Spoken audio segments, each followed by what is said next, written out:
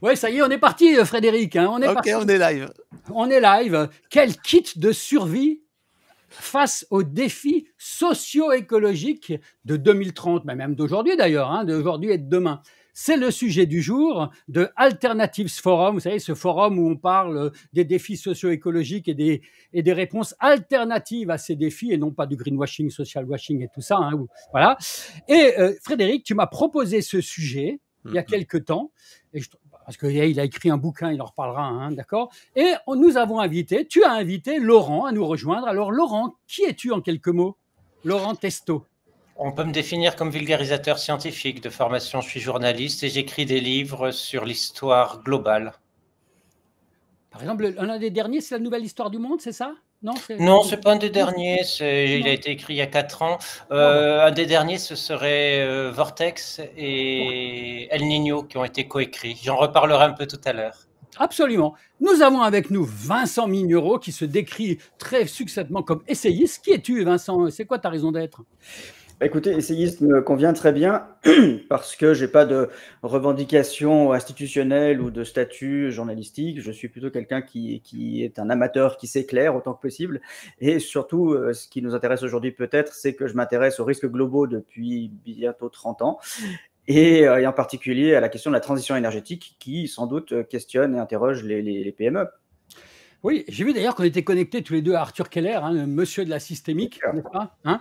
Ok, ben, ça y est, au moment où je dois le présenter, il s'en va, notre ami Frédéric. Il va revenir, il est de retour. Il faut surtout pas vous enlever, hein, ne partez jamais, mais enlevez éventuellement votre caméra si vous avez besoin d'aller faire pipi. Alors, Frédéric, de ton côté, toi, c'est quoi ta raison d'être à toi? Bah, en fait, je suis marketeur depuis des années, mais en fait, je suis aussi sensible à la transition économique et écologique. Et c'est vrai que les discours de Laurent et Vincent m'ont beaucoup influencé. Et c'est pour ça que j'ai sorti un bouquin pour essayer de faire changer les choses, mais pas du côté des particuliers, du côté des entreprises, parce que c'est ça mon cœur d'activité. J'ai pas de légitimité sur sur les particuliers, mais sur les professionnels, je vais apporter ma pierre à l'édifice et essayer de faire changer les choses. Voilà. Comme moi d'ailleurs, moi je m'intéresse aux professionnels, aux entrepreneurs, au marketing responsable sur le plan socio-écologique, à la vente responsable, à l'entrepreneuriat responsable, etc. Encore une fois, sur le plan socio-écologique, hors greenwashing et social washing. Alors, vous êtes en ligne en train de commencer à nous regarder. Normalement, si tout se passe bien, vous êtes sur quatre différents flux. Le flux de Laurent sur son profil LinkedIn, celui de Vincent sur son profil LinkedIn, celui de Frédéric sur LinkedIn, également sur Facebook ou Twitch ou Twitter. YouTube, Frédéric? Non? Twitter, parce que YouTube, bizarrement, ça n'a pas apparu. Ah bon, moi, vous me trouvez sur les 4 en question, hein. Donc là, pour l'instant, je vous montre mon événement qui est celui qui était à la base, mais vous pouvez également nous retrouver donc sur les différents. Vous êtes peut-être déjà. Dites-nous bonjour et dites-nous si ce sujet vous intéresse. Comme ça nous montrera que ça marche bien, hein, qu'il n'y a pas un souci quelconque. D'ailleurs, tiens, je vais quand même vérifier que ça se passe bien, ce truc-là. Voilà. Et puis, on commence tout de suite. Cliquez pour rejoindre le direct. Donc, c'est bon. On peut rejoindre le direct. Effectivement, ça marche. C'est en direct en ce moment. Tout va bien. Alors, Laurent, on va commencer par toi, hein, et je vais te poser la première question. Mais voilà, il y a Pierre, il y en a au moins un qui nous dit bonjour. Alors je vais les afficher un peu pour leur dire, pour qu'ils voient que ça nous fait plaisir qu'ils nous disent bonjour. Alors le LinkedIn user, Frédéric, il vous expliquera comment vous éviter d'être un LinkedIn user à l'avenir. Hein. C'est en réglant vos paramètres, évidemment. Voilà, Jean-Baptiste, 2 fois, il nous dit 2 fois Jean bonjour. Ah non, c'est la même.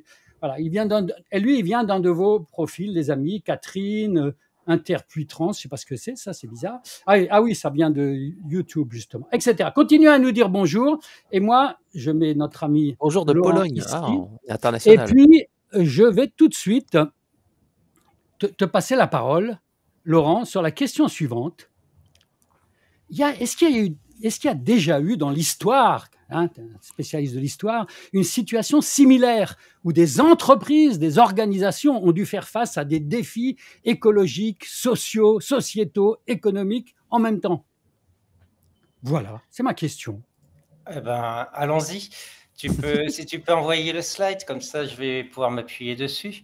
Donc, on va continuer très rapidement. Alors d'abord, je voudrais juste dire d'où je parle, j'ai coordonné un certain nombre d'ouvrages collectifs ou co-coordonnés comme Collapsus avec Laurent Hayet sur les risques d'effondrement de la civilisation en 2020, et j'ai écrit un certain nombre de livres également en histoire environnementale globale, c'est-à-dire l'histoire de ces dernières milliers d'années et notamment sous un angle environnemental.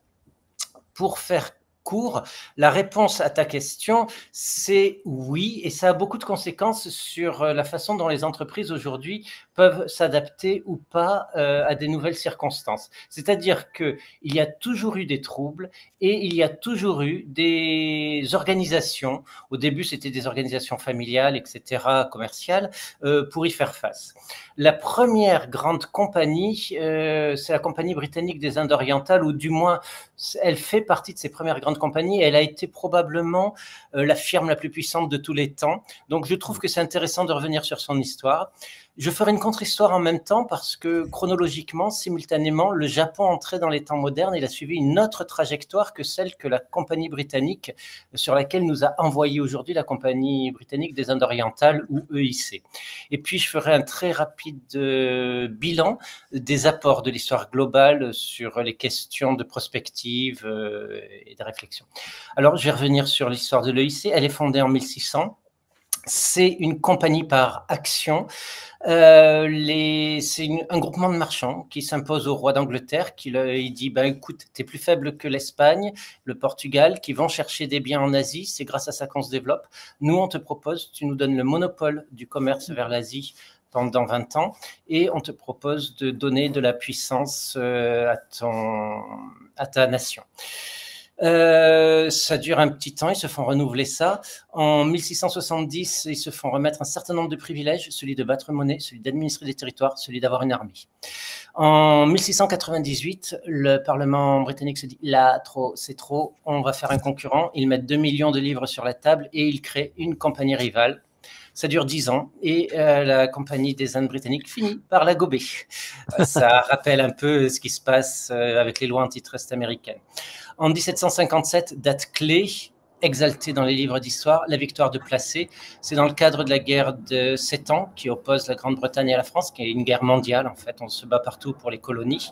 Et en Inde, donc, la compagnie l'emporte sur une coalition franco-indienne, la compagnie elle-même ayant des alliés indiens, bien évidemment. En 1765, elle se fait déléguer l'administration du Bengale au motif que, avec les méthodes de gestion modernes, elle est beaucoup plus efficace que l'Empire moghol pour la gérer. L'Empire moghol qui commence à entrer en déliquescence à cause de la concurrence de la compagnie. Ça se solde par une méga famine, des millions de morts et une crise financière en 1772. Too big to fail, elle est renflouée par l'État. Il faut à tout prix maintenir cette administration qui est en train de se développer, de phagocyter l'Inde par la finance. 1813-1833, perte progressive des monopoles, mais entre-temps, elle a étendu ses tentacules jusqu'en Asie. Elle commence à gangréner littéralement la Chine. La Chine a une façon d'administrer l'économie qui est très différente, qui est très centralisée par l'État, avec des délégations via l'administration aux provinces. Mais la Chine est beaucoup plus productive que le reste du monde jusqu'au milieu du XVIIIe siècle, on va dire. Et donc, jusqu'ici, la Chine a siphonné l'argent mondial. La compagnie parvient, au mépris de toute morale, à imposer comme monnaie l'opium qu'elle vend aux Chinois. Les Chinois protestent parce que l'opium, c'est un poison. Et en contrepartie, eux, ils redonnent tout l'argent qu'ils ont jusqu'ici drainé. Ça se solde par une guerre, première guerre de l'opium, où les moyens combinés de la compagnie et de l'État britannique mettent la Chine à genoux. Et en 1857, c'est la fin de la compagnie, la révolte des Sipais. Son armée indigène en Inde se soulève. C'est alors une des plus puissantes armées du monde. La guerre civile qui s'ensuit est extrêmement dure et manque emporter la colonie indienne. Et du coup, les Britanniques vont, entre guillemets, nationaliser l'Inde l'année suivante. Et en 1874, acter définitivement la fin de la compagnie. La plus puissante compagnie de l'histoire mondiale disparaît ainsi en toute discrétion. C'est-à-dire, on connaît ses dates de fondation, on connaît la révolte des Sipais, travaille souvent, mais on n'entend jamais parler de la dissolution parce que c'est un acte quasiment passé inaperçu.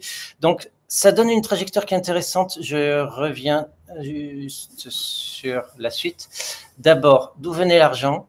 Du pillage du Nouveau Monde, d'une autre colonie, le Potosi, qui est aujourd'hui en Bolivie, mais qui à l'époque se trouvait au Pérou espagnol, dans la vice-royauté du Pérou. Une bonne partie de l'argent mondial, on va dire les 2/3 jusqu'aux 3/4 à certains moments, en circulation dans le monde, qui a participé à cette mondialisation énorme de l'Europe, venait du Potosi. Et l'autre point, c'est que les ressources agraires des Amériques ont nourri l'essor de l'Europe. Et c'est dans ce cadre-là que s'inscrivait l'EIC, c'est-à-dire c'est une compagnie surpuissante parce qu'on est dans un moment d'abondance et de pillage des ressources du reste du monde. Au XVIIe siècle, l'édifice a vacillé, l'EIC a su sortir son épingle du jeu, mais il y avait des troubles climatiques extrêmement importants, une vague de froid qui fait que certains pays n'ont pas eu de récolte pendant une dizaine d'années, notamment la Chine, notamment la Russie. Dans certaines de ces crises, il y a jusqu'au tiers de la population de ces pays-là qui étaient emportés et qui les a affaiblis dans leur concurrence par rapport à l'Europe. Donc, la chance de l'EIC a été aussi de négocier avec des États affaiblis. Je fais très court, sans grande nuance, mais ça donne le cadre. L'autre chose qui a permis l'essor de l'Occident, c'est l'essor des sciences. Là, on a un tableau qui s'intitule Le Géographe et qui est un tableau sur la mainmise économique simultanée des Pays-Bas sur l'Indonésie. C'est l'idée que, effectivement, par la science, par la comptabilité, par ses maîtrises des règles comptables, l'Europe a su s'imposer dans le contrôle du commerce mondial, dégager toutes les plus-values et finir par drainer l'ensemble des ressources du monde entier. Un point intéressant aussi dans cette histoire, c'est que l'EIC avait réussi à s'imposer en Inde en empruntant d'abord à des marchands indiens qui étaient à l'époque les premières puissances financières du monde et après en capitalisant sur ces investissements-là. Donc, on voit aussi les rouages du commerce mondial se dessiner. Ça nous a mené vers la trajectoire donc, de l'industrialisation. L'Inde, une fois mise à genoux, les Britanniques s'étant emparés de ce territoire qui était immensément plus grand que le leur, ont pu y faire pousser du coton. Ils ont désindustrialisé l'Inde de manière délibérée. L'Inde produisait les meilleurs tissus du monde entre le XIVe et le XVIIIe siècle. Ensuite, la Grande-Bretagne ravale ce pays au rang de producteur de matières premières et déplace la valeur ajoutée en Grande-Bretagne. Donc, c'est l'essor du charbon également pour dominer le reste du monde. Alors, je vois des questions qui arrivent. La présence du cheval dans les régions européennes, non, oui, peut-être, mais c'est plutôt au Moyen-Âge et c'est pas vraiment à cette époque. Le cheval était déjà surclassé par la maîtrise des mers à l'époque dont je parle. Je vais continuer sur notre trajectoire avec un contre-exemple simultané au niveau chronologique qui est le Japon. Là, c'est une page de la Nouvelle Histoire du Monde, un ouvrage que j'ai rédigé, qui est une sorte d'atlas d'histoire mondiale, sur le choix du Japon. Le Japon a connu une période exceptionnelle de 1600 à 1868, qui est une période de paix, parce que le gouvernement a su isoler le Japon de l'influence extérieure, parce qu'il avait acquis une supériorité militaire indéniable sur le reste du monde.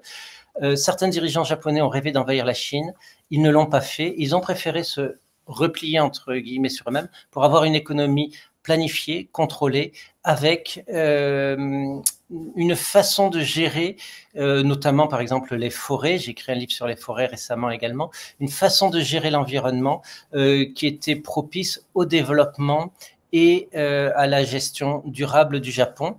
Ce n'est peut-être pas un hasard aussi s'il y a un certain nombre d'entreprises qui sont nées au Japon, qui ont su s'adapter à ce contexte-là. Le Japon, simultanément, durant cette période-là, a développé des outils mathématiques qui se comparaient en dynamisme, en valeur, à ceux de l'Occident, alors que justement, ils sont supposés être en vase clos. Mais ils reçoivent des informations de l'extérieur. Et le Japon est également la deuxième puissance exportatrice d'argent vers la Chine à cette même époque. Voilà. Le Japon, comme la Chine, sera ouvert par la force au 19e siècle au commerce. Voilà. Donc ça, c'est juste un tour très rapide. Je vais continuer sur les enseignements qu'on peut tirer de l'histoire mondiale en moins de 10 minutes. Ça donne juste la trajectoire. Donc aujourd'hui, plus personne n'ignore qu'on est dans une trajectoire de réchauffement climatique, voire dans le cadre des outils de l'Anthropocène que j'ai développé avec mon complice Nathanaël Wallenhorst dans Vortex, dans le cadre de l'outrepassement d'un certain nombre de limites planétaires qui conditionnent la vie et l'habitabilité sur Terre. On sait qu'on peut utiliser aussi ces modélisations-là pour essayer de jauger son activité de business ou son activité de gestion d'une ville, d'un pays, dans le cadre des limites planétaires, avec des schémas qui ont été faits, par exemple, par Raworth, Kate Raworth, une économiste britannique, le cadre du donut. Donc, je renvoie à ce travail-là si on veut réfléchir à cette histoire-là. Ce qui est intéressant, c'est aussi d'avoir des proportions en tête. Par exemple, le rôle de l'agriculture industrielle dans le dépassement de ses limites, alors qu'on peut clairement nourrir l'humanité de manière différente. J'y reviens assez souvent et merci pour le soutien d'Hélène sur ces questions-là.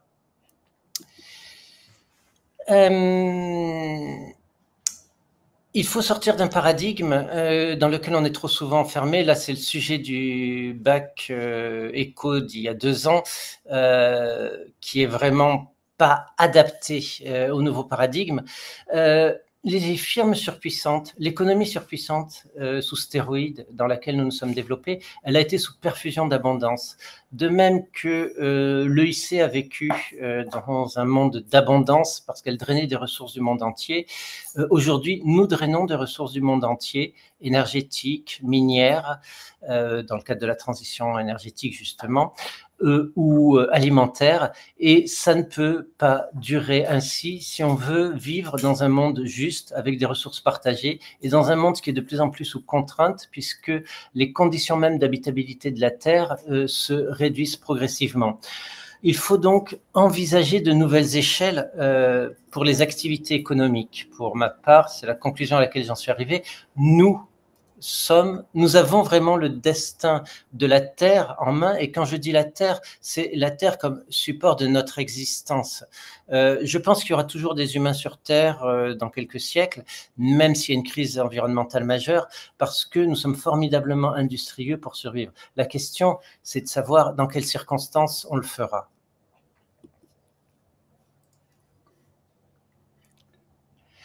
Il y a de la résilience à l'œuvre. Déjà, par exemple, en Afrique, il y a 4 décennies, on disait que l'Afrique noire était mal partie, qu'elle allait mourir de faim. Il y a eu l'explosion démographique prévue. Ce qui n'a pas été prévu, c'était la capacité de l'Afrique, finalement, à émanciper, par exemple, un certain nombre de femmes, à utiliser les ressources alimentaires sur place, à valoriser les savoirs anciens et à savoir faire autrement pour nourrir cette population en croissance, alors que l'aide internationale n'y a été pour pas grand-chose, si ce n'est un moment de crise militaire. Donc, la question de la résilience, elle est fondamentale, c'est-à-dire qu'une entreprise qui n'a pas une taille énorme de manière à peser, faire du lobbying, à peser sur les décisions politiques et à drainer des ressources tant qu'elles sont encore disponibles du politique, a plutôt intérêt à cibler le local avec des stratégies locales qui ont déjà fait leurs preuves. Et c'est ce qu'ont fait finalement les entrepreneurs africaines d'une certaine façon. Donc c'est un modèle dont on peut s'inspirer. Le déclin du vivant, ça c'est également l'éléphant ou le rhinocéros dans la pièce, c'est-à-dire que on se dit ok, le climat va altérer mon business. Pour un certain nombre de gens qui sont en Asie, c'est déjà le cas. Par exemple, les vagues de chaleur sont telles qu'à Lahore ou à Delhi, pendant un certain nombre de journées par an, plus de 20 par an en ce moment, on ne peut pas travailler dehors, sinon la chaleur vous tue. Et d'ailleurs, vous ne pouvez pas travailler du tout si vous n'avez pas de clim. Hein, vous restez à halter dans les pièces où vous êtes juste et à vous hydrater. Ça, c'est visible. On commence à l'intégrer. La biodiversité, on n'en a pas beaucoup parlé de la COP16 qui a eu lieu récemment à Cali. Et on voit bien qu'elle conditionne pourtant la façon dont notre capacité à nous nourrir. Et c'est vraiment un sujet important. Ça veut dire aussi que certains business sont morts. Par exemple, le business de la grande viande industrielle, il est probablement mort à l'échelle de quelques années ou décennies, tout simplement parce qu'il est immensément destructeur de ressources alimentaires et que si on veut rester logique, si on veut rester humain, on va être obligé d'affecter ces ressources alimentaires à autre chose qu'à l'élevage du bétail, qui par ailleurs est également dangereux pour le climat. Donc on va devoir revenir à du pâturage extensif pour respecter les écosystèmes et à une viande, comme ça a été dans le passé, beaucoup plus chère qu'elle ne l'est aujourd'hui, mais qui sera probablement de meilleure qualité. Mais on en consommera beaucoup moins. La nécessité absolue, c'est à l'État de dicter des règles du jeu qui soient audibles par tout le monde et que tous les États du monde s'entendent pour qu'il y ait des règles similaires. En pratique, le Japon a réussi à passer les temps modernes dans une relative harmonie parce que l'État a piloté l'économie et a réparti les ressources de manière suffisamment, comment dirais-je, rationnelle pour qu'il n'y ait pas de grandes famines pendant cette époque-là, à l'exception des années 1830 où c'était lié à des perturbations climatiques. Donc il s'agit vraiment de travailler sur les échelles du local au global et pour ce qui est des petites entreprises, travailler bien évidemment sur le local parce que la valeur ajoutée sur le commerce longue distance, les marges elles sont maîtrisées aujourd'hui par des grands agents qui maîtrisent l'intelligence artificielle, la logistique, etc. et qui excluent en dépit des rêves d'or des fous, on peut dire complètement les petits acteurs de ce système. Il faut penser aussi catastrophe, donc phénomène météo extrême, comme ce qui vient de se passer en Espagne ou même en France assez récemment. Méga feu, ça arrive chez nous, c'est déjà une réalité dans un certain nombre de pays, y compris des pays développés. On n'y fait pas face avec des moyens technologiques parce que pour l'instant, ni l'Australie, ni le Canada, ni la Californie, qui sont pourtant des pays qui ont des capacités de lutte contre le feu comparables très largement aux nôtres, ne peuvent y faire face aujourd'hui. C'est une question de mieux gérer les écosystèmes et j'en reviens encore à certaines façons manuelles, ancienne de gérer les écosystèmes. Quand il y a eu écobuage quelque part, il faut le maintenir. Quand il y a eu des moyens de lutter contre le feu par des brûlis préventifs, voilà. C'est également une forme de business. Par exemple, en Australie, c'est une forme de business aujourd'hui pour les communautés indigènes que de négocier avec l'État pour travailler leur milieu. On peut imaginer ce genre de business dans les campagnes françaises, non pas l'écobuage parce que ce n'est pas forcément une tradition, à part dans les Pyrénées où c'est pas forcément bien mené, mais d'autres façons de gérer les écosystèmes de manière à ce qu'ils continue à rendre les services écosystémiques qu'ils devraient rendre. Je pense notamment à la captation carbone dans les zones humides, dans les forêts. On peut le faire de manière beaucoup plus intelligente avec des écosystèmes beaucoup plus performants en termes de biodiversité. On sait que plus un écosystème est biodivers et plus il est résilient. Et c'est probablement une façon à l'avenir de créer du business de manière intelligente. Encore faudra-t-il que l'État s'y mette. Et en gros, là, c'est un schéma que j'utilise beaucoup pour présenter Vortex. Le Vortex, c'est cette espèce de tourbillon dans lequel nos sociétés sont aspirées parce que les États construisent des systèmes dans lesquels nous sommes enfermés, dans lesquels nous consommons toujours plus de ressources planétaires et dans lesquels nous opprimons toujours plus de populations pour en drainer des ressources et ainsi de suite. Et on a l'impression d'un crunch, d'une espèce d'aspiration vers le néant. Mais on peut inverser la tendance avec une prise de conscience des opinions publiques qui obligerait les instances politiques à s'organiser pour la survie de l'humanité et dicterait des règles communes à l'ensemble des firmes, leur imposant de préserver l'habitabilité de la Terre. Donc toute la réflexion autour des communs, elle est extrêmement intéressante et elle devrait à l'avenir inspirer des formes d'économie exigeantes. Alors, on peut commencer aujourd'hui, c'est un peu du collapse washing pour citer le prochain intervenant, Vincent, avec la RSE ou ce genre de dispositifs. Mais s'ils sont vraiment pris au sérieux, et comme ils existent on peut les prendre au sérieux en poussant, par exemple, en justice les États pour qu'ils, une fois qu'ils ont signé ces textes, ils les fassent vraiment respecter. On peut utiliser ces outils-là pour faire changer les choses. Voilà, donc j'en arrive au terme de mes 25 minutes d'un panorama très large. Maintenant, on va focaliser un peu plus sur le détail et je vous remercie de votre attention. Et on te remercie, on t'applaudit comme on le faisait du temps de Zoom et du Covid. Hein, c'est comme ça qu'on faisait. Si vous avez des réactions dans le chat, allez-y, notez vos réactions. Sachez qu'on a 3 périodes d'une trentaine de minutes et à la fin, il y a un after hein, avec toutes les questions auxquelles on n'aurait pas pu répondre pendant ces 3 sessions. Alors, je vais tout de suite passer donc la parole à... D'abord, Frédéric, Vincent, vous avez une réaction par rapport à ce que Laurent vient de partager ou... Moi, je dirais la première, c'est que même les plus grosses entreprises, tu as cité la Compagnie des Indes, même les plus grosses entreprises se sont effondrées face en fait à la pression socio-écologique. Donc, ça veut dire que même nos grosses boîtes maintenant, tu vois, des Apple, des Microsoft, ne sont pas à l'abri, alors que tu disais que c'était la première entreprise du monde qui avait une armée, qui avait tout. Donc, c'est pour ça qu'on est sur une fragilité. Et c'est vrai que tu l'as noté aussi, c'est pour ça que c'était intéressant, c'est-à-dire que l'État a un rôle à jouer et pour l'instant, il ne le rejoue pas encore suffisamment. Vincent, tu avais également une petite réflexion en 2 secondes par rapport à ce que Laurent vient de partager? Alors, pas spécialement sur ce que Laurent vient de partager, mais par contre, je peux profiter de cette courte prise de parole pour remercier les interventions dans le chat et pour le soutien de nos lecteurs et de ceux qui nous suivent. Donc, merci beaucoup. Voilà, et il y en a même qui commencent à écrire des choses, hein, donner leur réaction. Je crois plutôt au séparatisme d'une partie de l'humanité. On a déjà tiré les pays en justice, cela n'a servi à pas grand-chose. On pourrait éliminer de manière... Bon, ça, je ne sais pas ce qu'il raconte. Alors lui, Philippe, non, mais Philippe, il fait du 3e degré, hein, d'accord? De la provocation. Un autre Philippe qui nous dit bonjour également. Alors, tiens, comment je vais te passer la parole, mon ami Vincent. Il y a des gens qui partagent pas ta surintellectualisation quant à l'après-effondrement, mais tu fournis un excellent travail. Voilà ce qu'on nous dit. Et puis, il y avait autrement, l'économisme va nous écrabouiller avec forçage adaptatif du tout.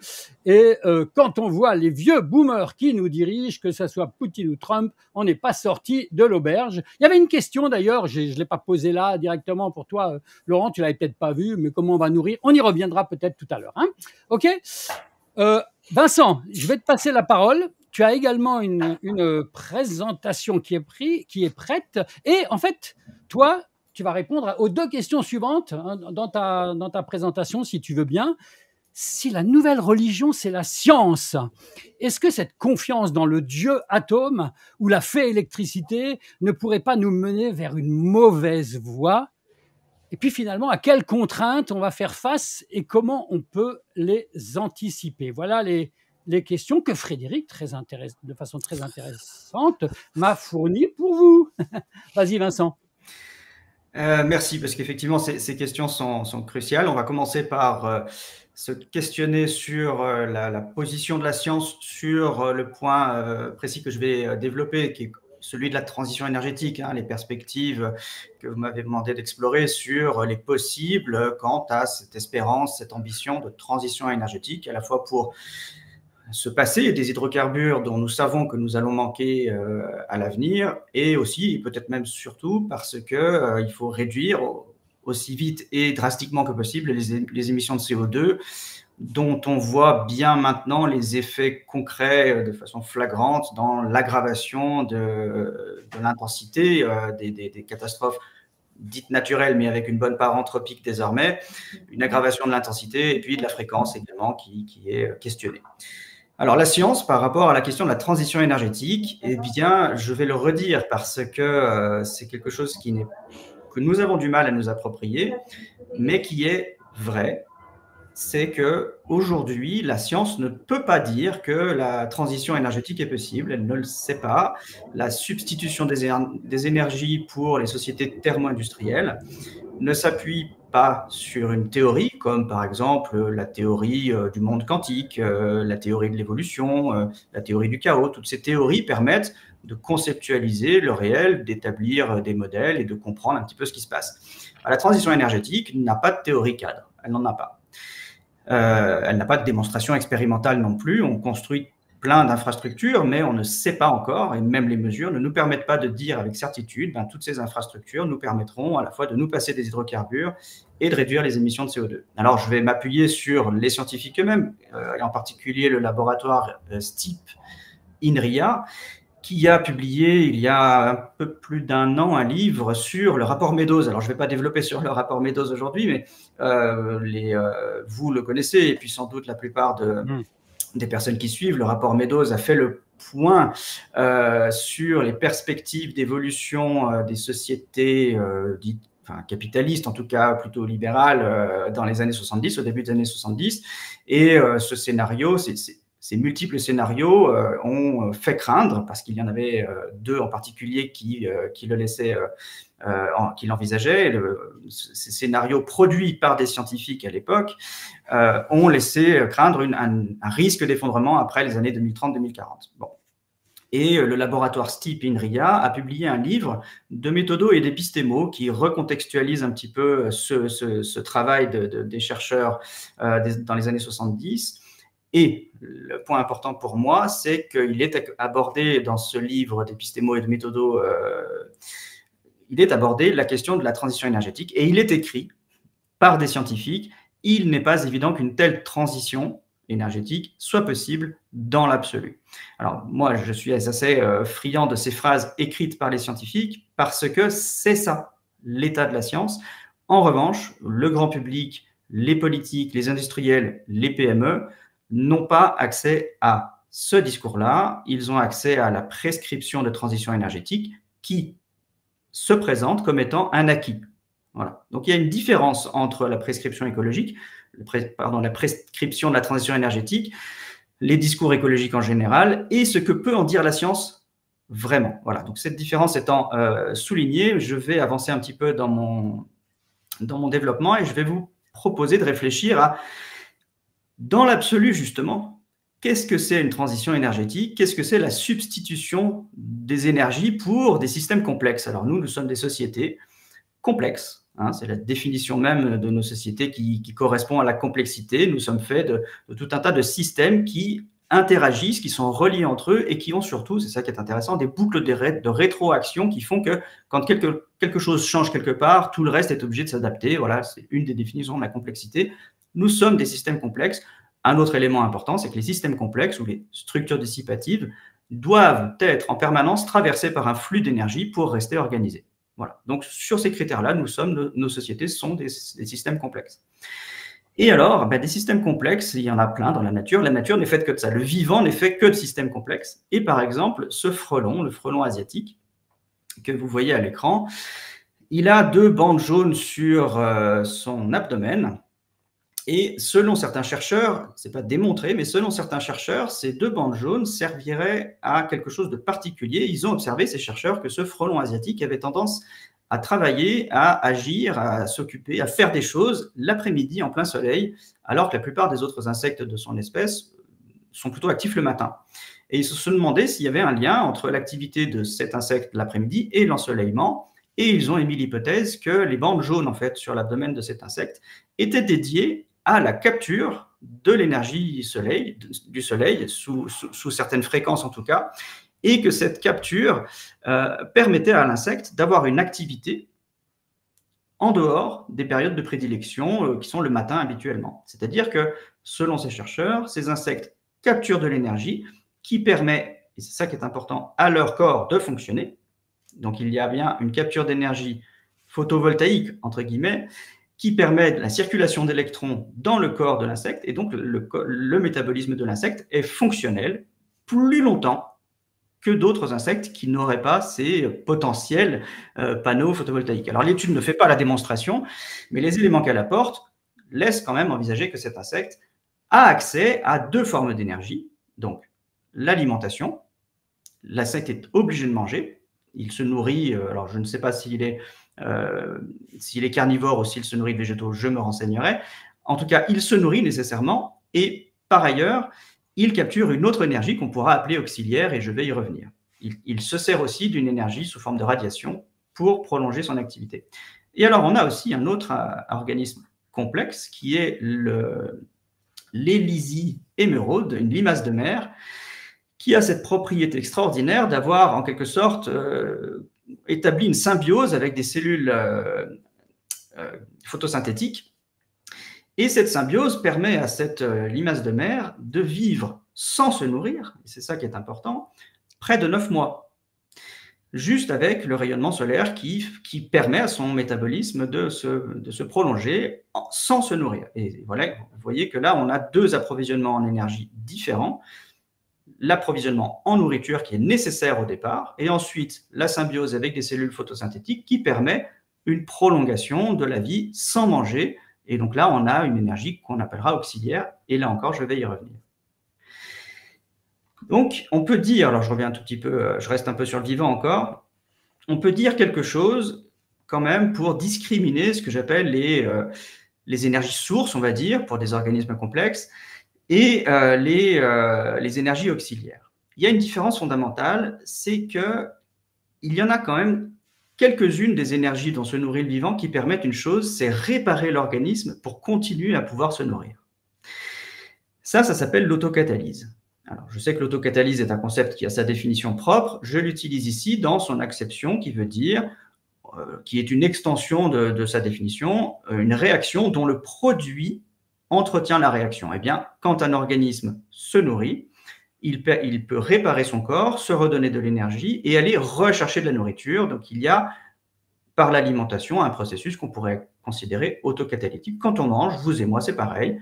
On peut retourner, alors pour nous c'est facile, et Laurent Testo l'a bien décrit, la modernité, pour nous c'est facile, on va au magasin et on prend le paquet de céréales ou les légumes tout frais sur l'étal et on se renourrit. Donc c'est tout simple. Pour nos ancêtres chasseurs-cueilleurs et pour nos ancêtres primates, la nourriture c'était quelque chose de très difficile à obtenir et il fallait entretenir cette autocatalyse, c'est-à-dire se nourrir suffisamment pour pouvoir continuer à aller chercher cette nourriture.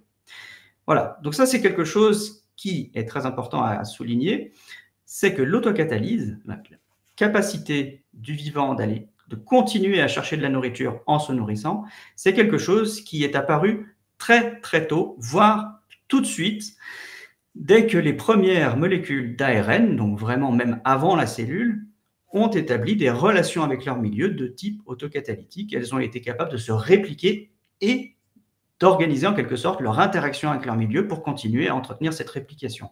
Là, on en est au niveau de la recherche fondamentale sur l'origine de la vie, mais en tout cas, retenez que le processus autocatalytique est arrivé très tôt dans le vivant, et surtout, le point le plus important, il n'a jamais été rompu jusqu'à vous et moi. La totalité des êtres vivants qui existent, ont existé et dont nous sommes issus, a en soi la capacité d'autocatalyse, c'est tout simple. S'il ne l'a pas, il meurt. Voilà. Ce qui a été transmis par le vivant depuis les premiers assemblages de molécules d'ARN, c'est aussi la capacité d'autocatalyse. Voilà. Je vais en venir à notre question d'aujourd'hui, qui est la transition énergétique. Ça voudrait dire, pour reprendre l'exemple des deux organismes précédents, que nous avons une énergie aujourd'hui qui alimente nos sociétés, qui est très largement fondée sur les hydrocarbures. Et nos sociétés s'appellent thermo-industrielles pour une raison précise. C'est parce que leur organisation est fondée sur la chaleur fournie par les hydrocarbures.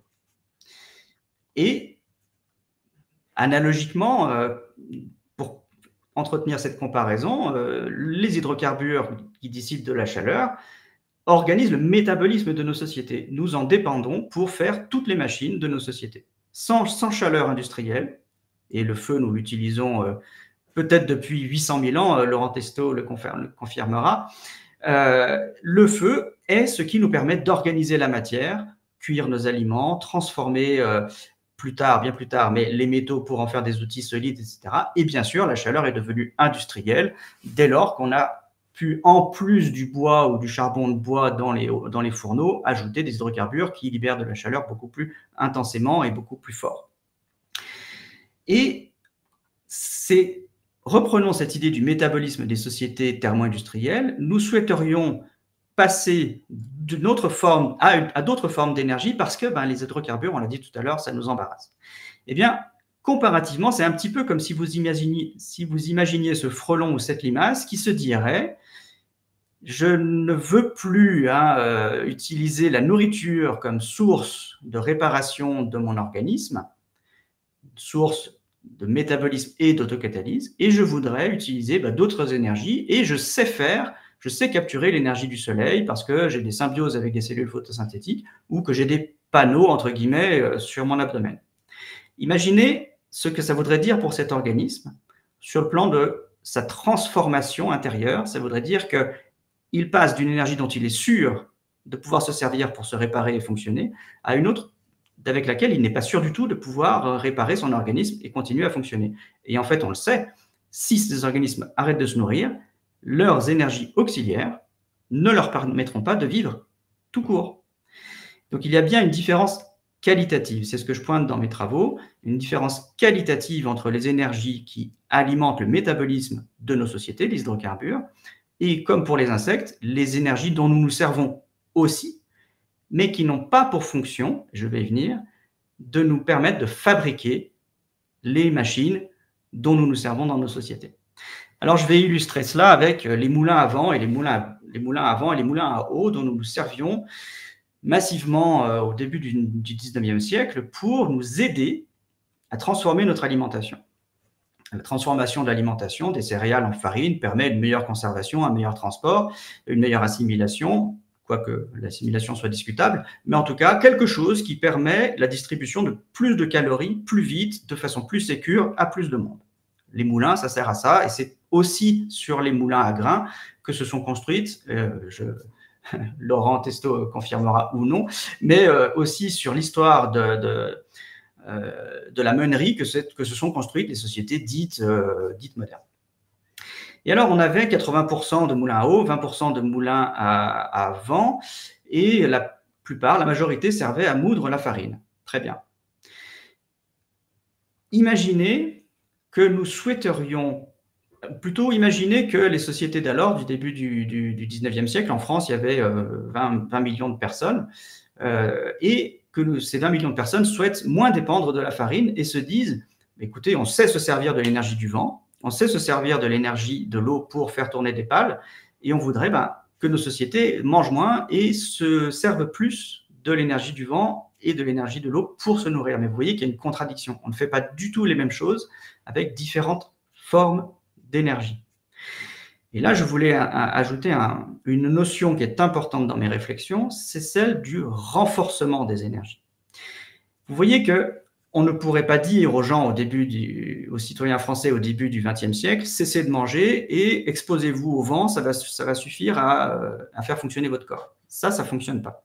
Par contre, il est sûr qu'avec le vent, on pouvait faciliter l'assimilation du grain, la conservation et la distribution du grain par la farine. Donc, on pouvait renforcer par le vent la capacité à absorber, à utiliser une autre énergie, qui reste l'énergie source. Vous voyez ? C'est ce que j'appelle le renforcement synergique des énergies. On utilise une énergie tiers, auxiliaire, pour nous aider à utiliser la première, qui est celle dont on dépend existentiellement, de la même façon que pour la limace ou pour le frelon, les énergies auxiliaires qu'ils utilisent ne remplacent pas la première et aident à utiliser la première. Vous voyez ? Donc là, on continue à développer cette différence qualitative entre les énergies sources et les énergies auxiliaires, et vous voyez que, en raisonnant par l'absurde, jamais la société française au XIXe siècle n'aurait pu se nourrir de vent. Très bien.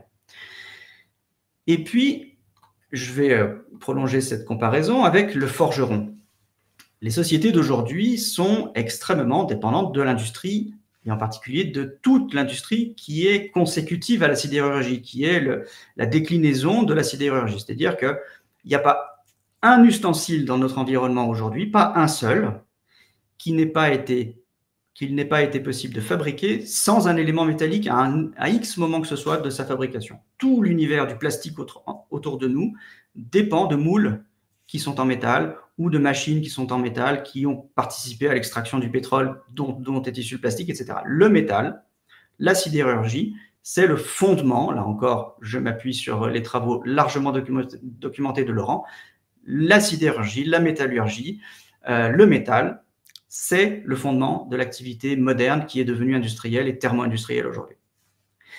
Eh bien, au 19e siècle, on y revient, j'espère ne pas m'être trompé dans les siècles tout à l'heure, vous aviez des forgerons qui cédaient, là vous le voyez sur l'image, de l'énergie de l'eau pour animer des marteaux qui suppléaient leur propre force mécanique pour frapper le métal. Eh bien, vous avez là un autre exemple d'un renforcement synergique qui aide à utiliser deux formes d'énergie. Donc là, on a de l'eau qui fait tourner une roue, qui fait activer un vilebrequin qui active un marteau. Le marteau aide le forgeron et le forgeron, il apporte deux formes d'énergie pour transformer le métal. Il apporte son énergie mécanique qu'il a obtenue par l'alimentation et il apporte l'énergie sous forme de chaleur qu'il a extraite de la combustion de charbon ou de bois. Donc vous voyez qu'on a une combinaison de trois énergies, l'énergie alimentaire qui devient mécanique par le geste, l'énergie sous forme de chaleur issue du charbon, donc la matière organique, et une énergie auxiliaire qui est la force de l'eau, et les trois énergies travaillent ensemble pour obtenir une transformation de la matière, et le forgeron va fabriquer une lame, des fourchettes ou des casseroles, ou les fers du cheval qui permet d'aller labourer le champ. Donc vous voyez là une combinaison, une synergie des énergies, mais là encore, on n'a pas de possibilité d'imaginer que le forgeron, il utilise directement la force de l'eau pour s'aider dans son travail. Il ne pourrait pas chauffer son métal et le mettre dans l'eau, même avec de l'eau sous forte pression, ça l'aiderait pas bien. Et puis de la pression, il faudrait qu'elle soit générée par une autre énergie. Donc la force de l'eau telle qu'elle existe dans le milieu n'est pas une énergie source qui permet de prolonger l'autocatalyse, de fabriquer les outils dont on a besoin au quotidien. C'est une énergie auxiliaire. Et voilà, donc là, je résume sur ce slide les trois grands types d'énergie. Alors, je me permets un petit pied de nez parce que j'ai un peu critiqué les discours sur la transition énergétique qui me semblent tous extrêmement relativistes, c'est-à-dire qu'ils agrègent toutes les formes d'énergie et en agrégeant toutes les formes d'énergie, ils n'en parlent que sous forme de quantité. Voilà. Et à partir du moment où ils le disent, les études sont fondées sur ce biais. Et les études estiment qu'à partir du moment où il y a beaucoup d'énergie dans le vent, beaucoup d'énergie dans le soleil, et que cette quantité d'énergie est suffisamment grande, on peut remplacer beaucoup d'énergie sous forme d'hydrocarbures. Ce raisonnement-là me paraît, moi, très très largement insuffisant. C'est une forme de nivellement de la pensée scientifique. Les formes d'énergie sont différentes qualitativement dans le milieu, et même s'il y a beaucoup d'une forme d'énergie dans le milieu, ça ne veut pas dire qu'on peut en faire ce qu'on veut. Voilà. Donc ça, c'est une forme de saut à la conclusion que je m'empêche de faire. Et donc, la science aussi travaille en faisant des catégories, parce que sans catégories, on ne peut pas comprendre le réel. Il y a des choses qui sont différentes les unes des autres dans le réel, et bien il y a des formes d'énergie qui sont différentes dans le réel, et elles ne procurent pas les mêmes services à nos sociétés. Voilà les trois définitions, je les redonne. La source d'énergie vitale pour nous, c'est notre alimentation, comme pour la limace et le frelon. Il faut qu'elles se nourrissent, il faut que ces animaux se nourrissent, sinon ils n'existent pas. Source d'énergie auxiliaire, pour nous, comme pour nos sociétés, comme pour les animaux dont j'ai parlé, ces animaux peuvent utiliser d'autres formes d'énergie pour renforcer la propriété première d'alimentation et se prolonger. Et puis, il y a même des énergies auxiliaires c'est une sous-catégorie que j'ajoute, qui, elles, ne procurent même pas la capacité d'autocatalyse. Et c'est dans ces énergies-là, dans cette catégorie-là, que moi je classe les éoliennes, les panneaux photovoltaïques et les centrales nucléaires, mais je vais peut-être préciser tout ça ou répondre aux questions tout à l'heure. Alors voilà, je fais brièvement un point, et puis vous m'arrêterez quand j'aurai dépassé le temps, sans rentrer trop dans les détails, il faut se rappeler quand même que la psychologie, l'étude des émotions, de la cognition humaine ont montré des choses intéressantes sur, en particulier, la construction de nos biais. Et il faut se rappeler, ça c'est largement montré, que notre cognition, c'est-à-dire notre compréhension du monde, notre interprétation du monde pour en faire quelque chose, notre cognition est très très largement sous-tendue, voire assujettie à nos émotions. Or, la transition énergétique, c'est un enjeu fondamentalement existentiel. Si nous ne parvenons pas à faire la transition énergétique, soit nous ne parvenons pas à dépasser la fin des ressources en hydrocarbures, soit nous dévastons notre milieu par émission de CO2. Dans tous les cas, cette question-là est à ce point existentielle que nos émotions sont éminemment torturées, à juste titre. Ce qu'a montré la psychologie, c'est que les émotions torturées ont tendance à influencer plus ou moins directement, mais souvent assez directement, notre cognition, notre compréhension du monde. Et en particulier, il nous arrive d'avoir des biais de type attribution, c'est-à-dire qu'on attribue des propriétés aux objets, un peu comme ça nous arrange, ou en tout cas un peu comme on en a l'expérience du quotidien, comme on est en relation émotionnelle avec les objets. Alors là, par exemple, dans cette image, vous avez la catégorie des mammifères qui allaitent leurs petits, on se restreint à cette définition-là, mais vous voyez qu'il y a une catégorie différente qui est l'alimentation végétale, être herbivore pour le lapin. Ça n'est pas du tout la même chose que pour le loup ou pour le tigre, qui eux sont carnivores, et pour autant tous sont des mammifères. Ce sont deux catégories différentes qui se chevauchent à un endroit, et en particulier ici, se chevauchent sur une propriété métabolique, celle de produire du lait pour alimenter leurs petits, leur progéniture, mais ça ne se chevauche pas sur l'énergie dont elles ont besoin, dont ces deux espèces ont besoin pour ce métabolisme. Pour autant, alors je vais faire une slide précédente, pour autant, le métabolisme de ces deux organismes est fonctionnel, mais par des chemins différents.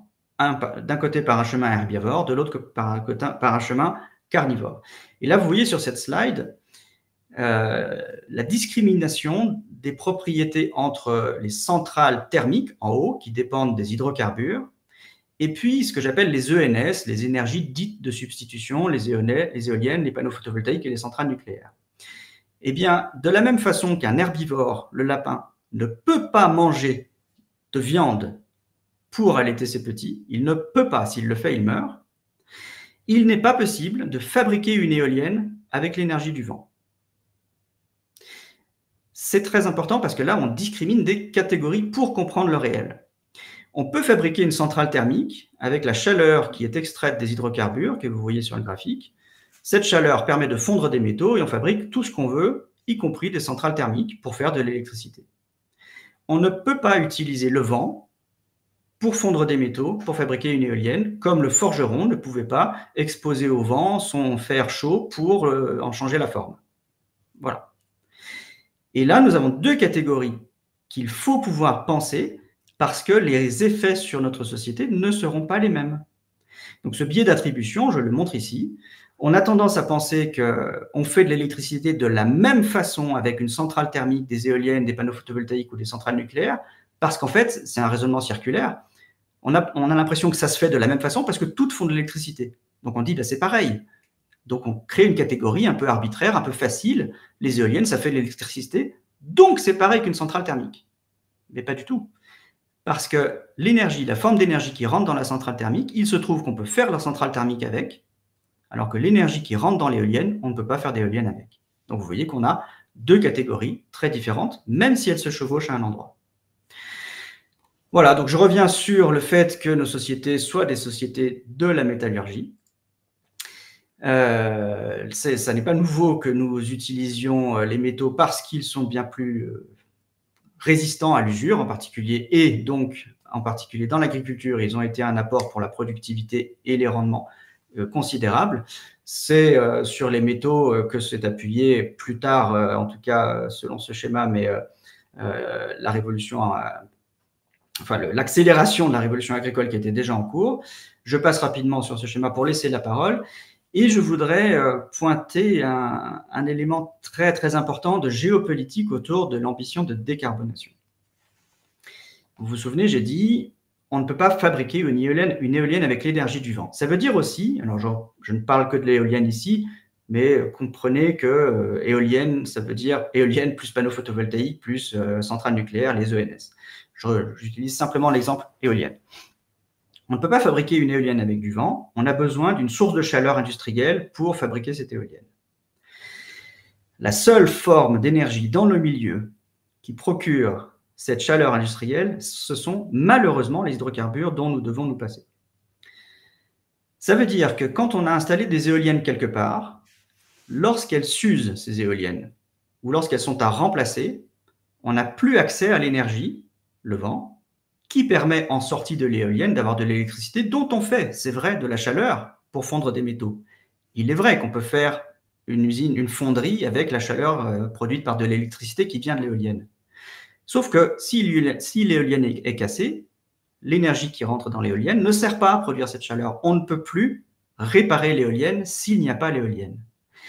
A contrario, des pays qui ont accès à des hydrocarbures, tant qu'ils en ont, ils n'ont pas besoin d'un convertisseur d'énergie préalable pour pouvoir fabriquer un convertisseur d'énergie. Et cette différence qualitative est fondamentale pour moi.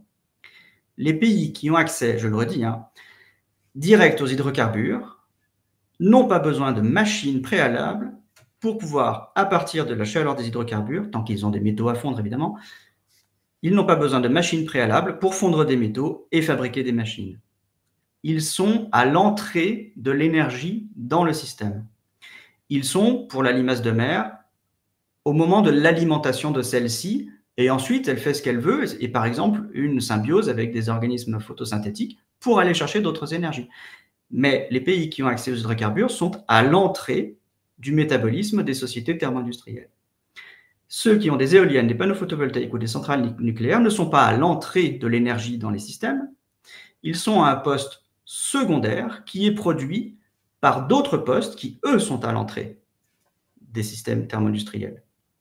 Ça veut dire que, je précise, si on a fait une transition, qu'on a réussi, qu'on a des éoliennes, des panneaux photovoltaïques et des centrales nucléaires, que ça s'use progressivement au fil du temps, on perd en même temps des moyens de les réparer et de les remplacer.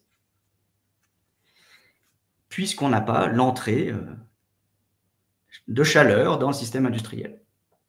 Ça veut dire donc sur le plan géopolitique, et je vous invite à lire l'article dont j'ai mis le lien sur le slide, ce qui veut dire que si un pays ne s'appuie que sur des énergies dites auxiliaires pour assurer son métabolisme, si ces infrastructures défaillent, il ne peut plus rester autonome vis-à-vis de ceux qui ont accès à l'énergie qui permet la fabrication de ces infrastructures. Et cela pourrait dessiner une carte qui ressemblerait un petit peu à celle-ci et sans trop développer. Vous voyez peut-être ici quelque chose qui ressemble à un renversement de tendance dans les confrontations civilisationnelles que nous observons sur le terrain, que ce soit militaire, diplomatique, économique, etc. Ici, vous avez peut-être une carte qui indique le renversement auquel nous observons, auquel nous assistons, dont nous espérons, parce que nous saurons maîtriser notre transition énergétique, dont nous espérons qu'il ne deviendra pas plus dramatique qu'il n'est déjà. Je conclus sur l'idée que la transition énergétique, ce serait remplacer les hydrocarbures par le vent, le rayonnement du soleil ou les atomes radioactifs.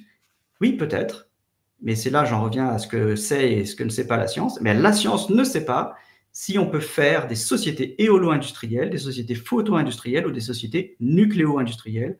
Pour l'instant, nous avons des sociétés thermo-industrielles et nous devons faire avec ou arbitrer en conscience de cause, en connaissance de cause. Une dernière slide juste pour l'ironie et pour vous montrer à quel point la confusion entre les différentes catégories d'énergie traverse les études sans du tout que ça préoccupe personne. Ici, vous avez une illustration dans un rapport RTE, celui de 2022, une prise électrique qui sort d'une plante. Ça, c'est une symbiose que nous espérons, mais qui ne repose absolument sur rien.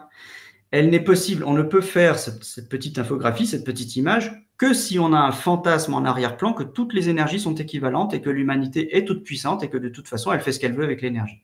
S'il n'y a pas ce fantasme en arrière-plan, impossible de faire cette image qui laisse croire qu'une transition énergétique est possible en claquant des doigts. J'émets des doutes, j'espère avoir éclairé un petit peu l'origine de mes doutes et voilà, je suis à votre disposition pour répondre à vos questions. Juste ici, de quoi explorer un petit peu plus mes arguments. Je te propose que tu regardes dans le chat ce qui a été raconté là par un certain nombre d'entre eux et tu y reviennes dans 2 secondes. Mais en attendant, Laurent et Frédéric, une réaction par rapport à ce que vient de partager Vincent. Laurent. Ouais, c'est vrai que bon, vas-y Laurent, je t'en prie. Oh, ça va être très rapide. Ben, merci pour cette présentation de tes thèses. Tu aurais dû rappeler que tu as commis un livre sur cette question également et que tu es très engagé dedans. Et je confirme pour ton idée, ça serait génétiquement démontré par une étude récente, que l'humanité maîtriserait le feu depuis 900 000 ans. Voilà, puisqu'on voit apparaître à ce moment-là des gènes particuliers qui ne s'expliqueraient que par la capacité de cuire la nourriture.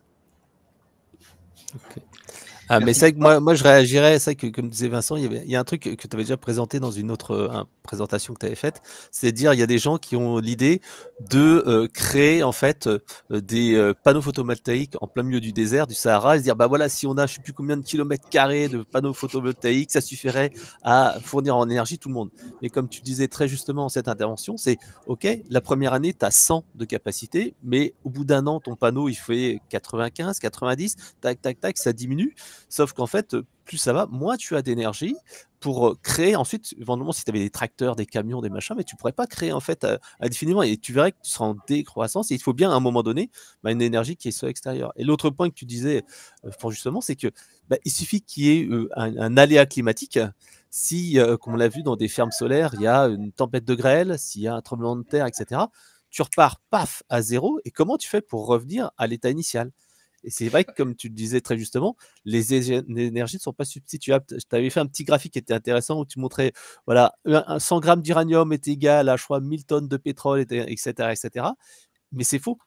On ne peut pas dire que l'énergie d'un panneau solaire vaut autant qu'un bidon de pétrole, quoi. Je te redonne la parole, Vincent, dans une seconde. Il y a voilà, le résumé par notre humoriste de service, et je viens d'apprendre que quand je fais un vent, je ne suis pas si apte à fabriquer une éolienne en toute autarcie. Voilà. Vas-y, Vincent, réagis aux réactions. Alors, ce graphique que tu évoques, Frédéric, et je te remercie, c'est celui-ci, si je ne me trompe pas. Loïc, est-ce qu'il est possible de l'afficher ? Oui, il est là. Tac. Voilà, donc je peux reprendre le déroulé de cette partie. J'ai trouvé ce schéma sur le site de la Société française d'énergie nucléaire qui fait une équivalence qui est l'absurdité que je dénonçais précédemment. Avec 100 grammes dans 100 grammes d'uranium, il y a effectivement la même quantité d'énergie que dans 600 kg de gaz, 1 tonne de pétrole, 1,5 tonne de charbon ou 2,5 tonnes de bois. C'est vrai, il y a la même quantité d'énergie. Et puis, on peut mettre la même quantité d'énergie qu'il y a dans 2,5 tonnes de bois, on peut la comptabiliser dans une certaine force de vent. C'est vrai aussi. On peut la trouver dans le rayonnement solaire, la même quantité, il n'y a aucun problème.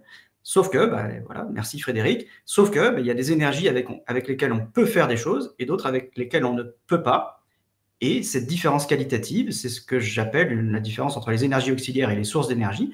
Elle est pour l'instant non comptabilisée, non traitée dans la littérature sur la transition énergétique. Et du coup, alors, je suis embêté parce que on me demande souvent comment j'étaye mes arguments et d'où ils viennent. J'aimerais bien qu'ils viennent de la littérature scientifique, simplement cette question-là n'est même pas traitée. Il existe une littérature qui traite de ces questions-là, mais elle est antérieure pour l'essentiel à celle de la littérature sur la transition énergétique. Vous en trouverez d'ailleurs une assez grande quantité de références sur le site définienergie.tech. J'ai lu la physique qui traite de l'énergie sur 250 années, donc depuis que l'Académie royale des sciences en France a dit arrêtez de nous apporter vos projets de mouvement perpétuel. C'était il y a 250 ans. Arrêtez de nous présenter ces projets-là, ça ne marchera jamais. Voilà.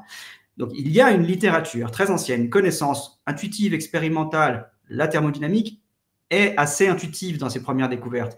D'accord. Ça existe et ça ne dit pas du tout, ça ne dit nulle part qu'un système complexe peut remplacer l'énergie dont il dépend. Voilà. Bon. Vincent, est-ce que tu avais vu dans le chat une ou deux remarques à laquelle tu voulais répondre ou pas, ou tout à l'heure? Je veux bien, malheureusement, je n'ai pas encore eu le temps de tout lire. Tu les regarderas pendant que Frédéric nous explique lui aussi à quelles contraintes des PME, cette fois-ci, vont faire face, comment elles vont pouvoir les anticiper, ces contraintes, et de manière concrète, surtout, il est comme ça, lui, il est concret avec le marketing, tout ça. Que doit contenir le kit de survie d'une PME face à ces contraintes socio-écologiques? Frédéric, c'est à toi. Ouais, merci. En fait, moi, je trouvais intéressant de faire une présentation en 3 étapes parce que c'est vrai que Laurent donne vraiment le fait que, par le passé, il y a des entreprises qui étaient très puissantes, très riches, qui avaient beaucoup de ressources et qui sont quand même plantées parce qu'il y avait des aléas climatiques et des révoltes qui sont arrivées. Donc ça veut dire que, ce qui est arrivé par le passé va revenir vers le futur et c'est vrai qu'on parle beaucoup des Mayas, des Aztèques et cetera et eux aussi, ils étaient super puissants. Eux aussi, il y avait des super technologies et malgré ça, la situation et leur civilisation s'est dégradée et ils sont effondrés. Et pourtant, on l'a vu, ils avaient vraiment des technologies, à l'époque qui étaient extraordinaires et ils n'ont pas réussi à faire face. Donc il faut se dire que le passé nous donne déjà des éclairages sur ce qui va arriver. Et l'autre point sur ce que, Vincent a indiqué, c'est que, on est dans une époque d'énergie abondante. On est sur pas une société qui est basée sur le pétrole, sur l'énergie abondante et ça malheureusement, ça va plus être possible pour 2 raisons. Tu l'as dit Vincent, le fait que si on utilise tout le pétrole qui est sur terre et ben, en fait, on va augmenter de 4-5 degrés ou plus, la température de la Terre et à ce moment-là, la Terre va devenir invivable et le 2e point, c'est qu'aussi on va arriver sur un pic d'énergie. Alors on pourra creuser plus profond, on pourra aller chercher plus cher de l'énergie, mais ça va coûter beaucoup plus cher, beaucoup plus compliqué et beaucoup plus de tensions, économiques, quoi. Donc en fait, il faut se dire que la société sur laquelle on est sur un petit sillon très, très, très, très léger. Il faut faire attention. Donc moi, ce qui m'intéresse, c'est plutôt de m'intéresser aux entreprises. Comme je le disais, moi, tout ce qui est particulier, il y a des gens qui le font beaucoup mieux. Les initiatives personnelles, vous écoutez, des gens comme Laurent, comme Vincent, comme, Jean-Marc Jancovici et cetera. Ils sont très, très bons là-dessus. Moi, je veux m'intéresser plutôt aux entreprises et justement essayer d'aider les entreprises vertueuses. Alors, pourquoi les entreprises vertueuses? Parce que je pense que si on donne des bons outils aux entreprises pour anticiper ce qui va venir, donc les problèmes climatiques, énergétiques, socio-économiques, et cetera, et ben, en fait, on va les aider à mieux résister par rapport aux entreprises qui justement n'ont qu'une, «vertu» entre guillemets, qui cherchent le profit à tout prix. Donc mon but, il est vraiment là et avec le bouquin que j'ai écrit, c'est ça, c'est se dire: «Je veux essayer de donner un kit de survie aux entreprises qui vont aider celles qui sont, voilà, vertueuses à se débrouiller». Alors la première chose, ce que je voulais, dire, en petite introduction, c'est tout simplement de se dire: «OK, c'est très bien, on a ici la partie, consommation, mais en fait, on revient sur mon sujet qui est le marketing. Le marketing, c'est quoi? C'est mettre sur le marché. C'est le nom du terme, market in.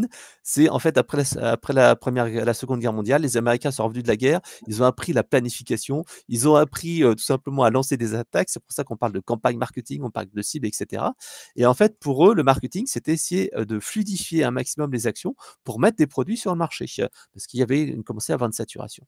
Il y a 2 moyens de le faire. En fait, le marché, c'est quoi? C'est une rencontre entre une offre et une demande et donc justement, le marketing, c'est ça et moi, je vais m'intéresser à ça, le marché.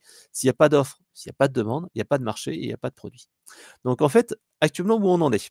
J'ai essayé de faire une petite courbe. Alors bien sûr, c'est de l'empirique, c'est pas la réalité, mais en fait, c'est pour montrer qu'on est dans une société de croissance. Brown, ça a explosé. On arrive à un pic de consommation maintenant avec de l'énergie abondante, les matières premières et cetera. Sauf qu'en fait, à un moment donné, ces matières premières vont être plus difficiles à obtenir, l'énergie va être plus chère et donc on va se retrouver sur un fait que, ça va être plus compliqué d'aller sur cette société de consommation. Les aléas climatiques vont rendre encore plus compliqué, les approvisionnements, la production de matières et cetera. Donc on est actuellement sur plutôt le haut de la pile là, ça va baisser très, un petit peu brusquement quand ça va arriver et en fait, on va devoir se retrouver dans une nouvelle économie, une nouvelle manière de faire. On était dans une économie qui était sur la publicité, l'expérience client. On va arriver sur un moment où il y aura une lutte concurrentielle, il y aura donc moins d'offres, plus d'offres, autant d'offres plutôt et moins de demandes donc le marketing va essayer de faire en sorte que, les gens qui sont là disant: «Mais achetez mon produit plutôt qu'un autre», mais ça va être un peu compliqué, ça va être la fin entre guillemets du marketing de consommation et au niveau des produits, ça va se faire de manière simple. Par le passé, on était dans des produits très basiques. J'ai mis, au niveau des livres là, le petit ours brun, c'était le livre de base. Ensuite, on a été un petit peu plus important avec des livres un petit peu en reliure, avec, des visuels et cetera et cetera.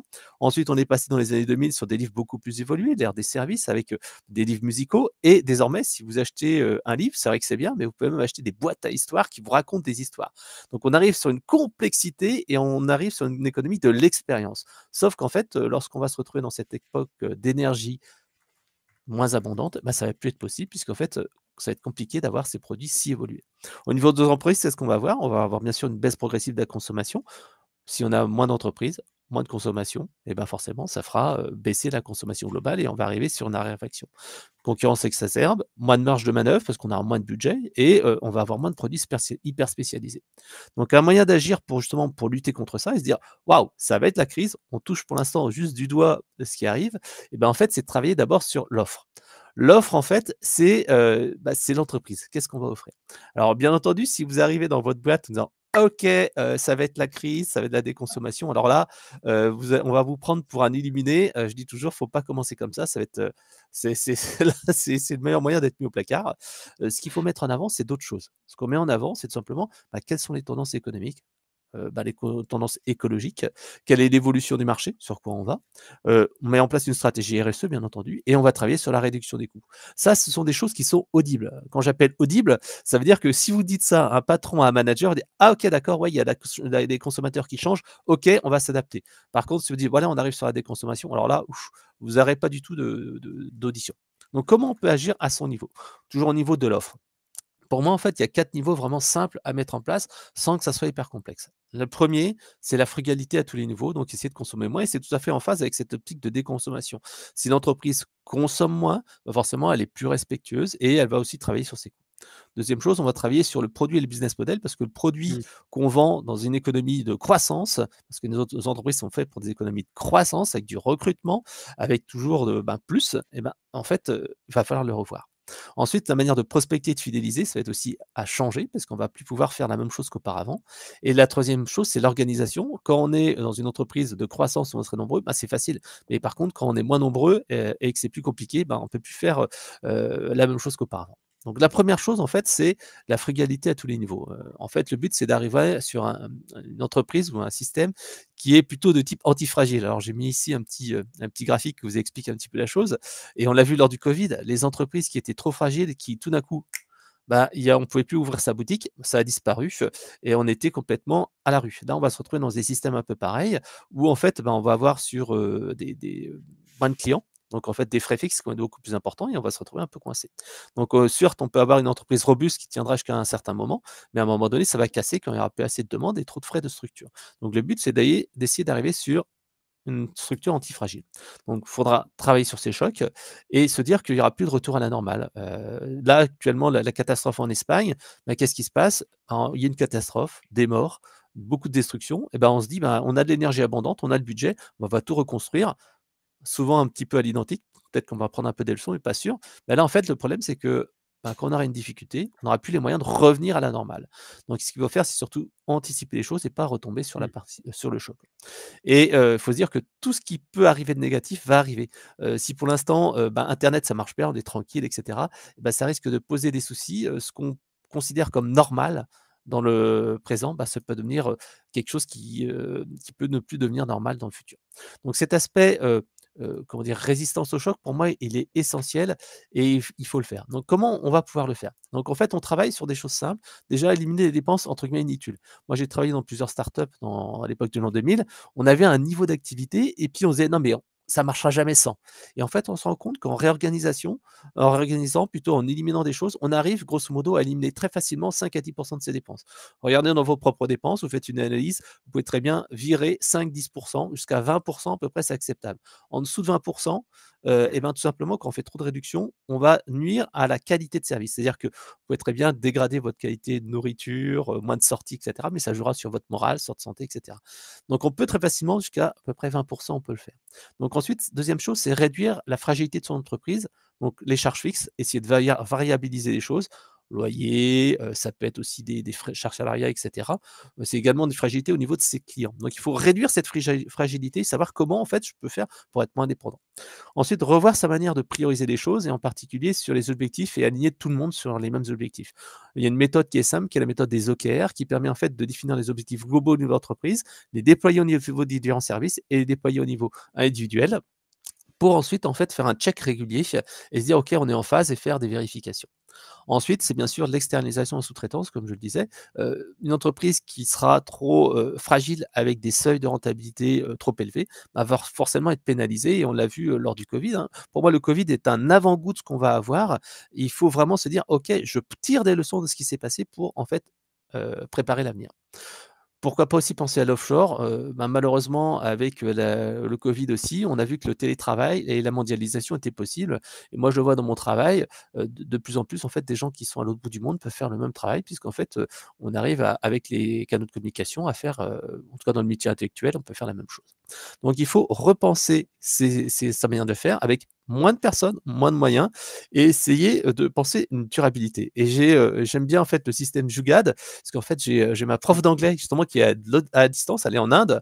C'est pour se dire la mondialisation, c'est ma prof d'anglais, je prends des cours d'anglais tous les mercredis, elle est en Inde et elle fait des cours et c'est vrai qu'on discutait et puis elle m'a dit ouais le système D à la française, elle me dit ouais chez nous c'est Jugad.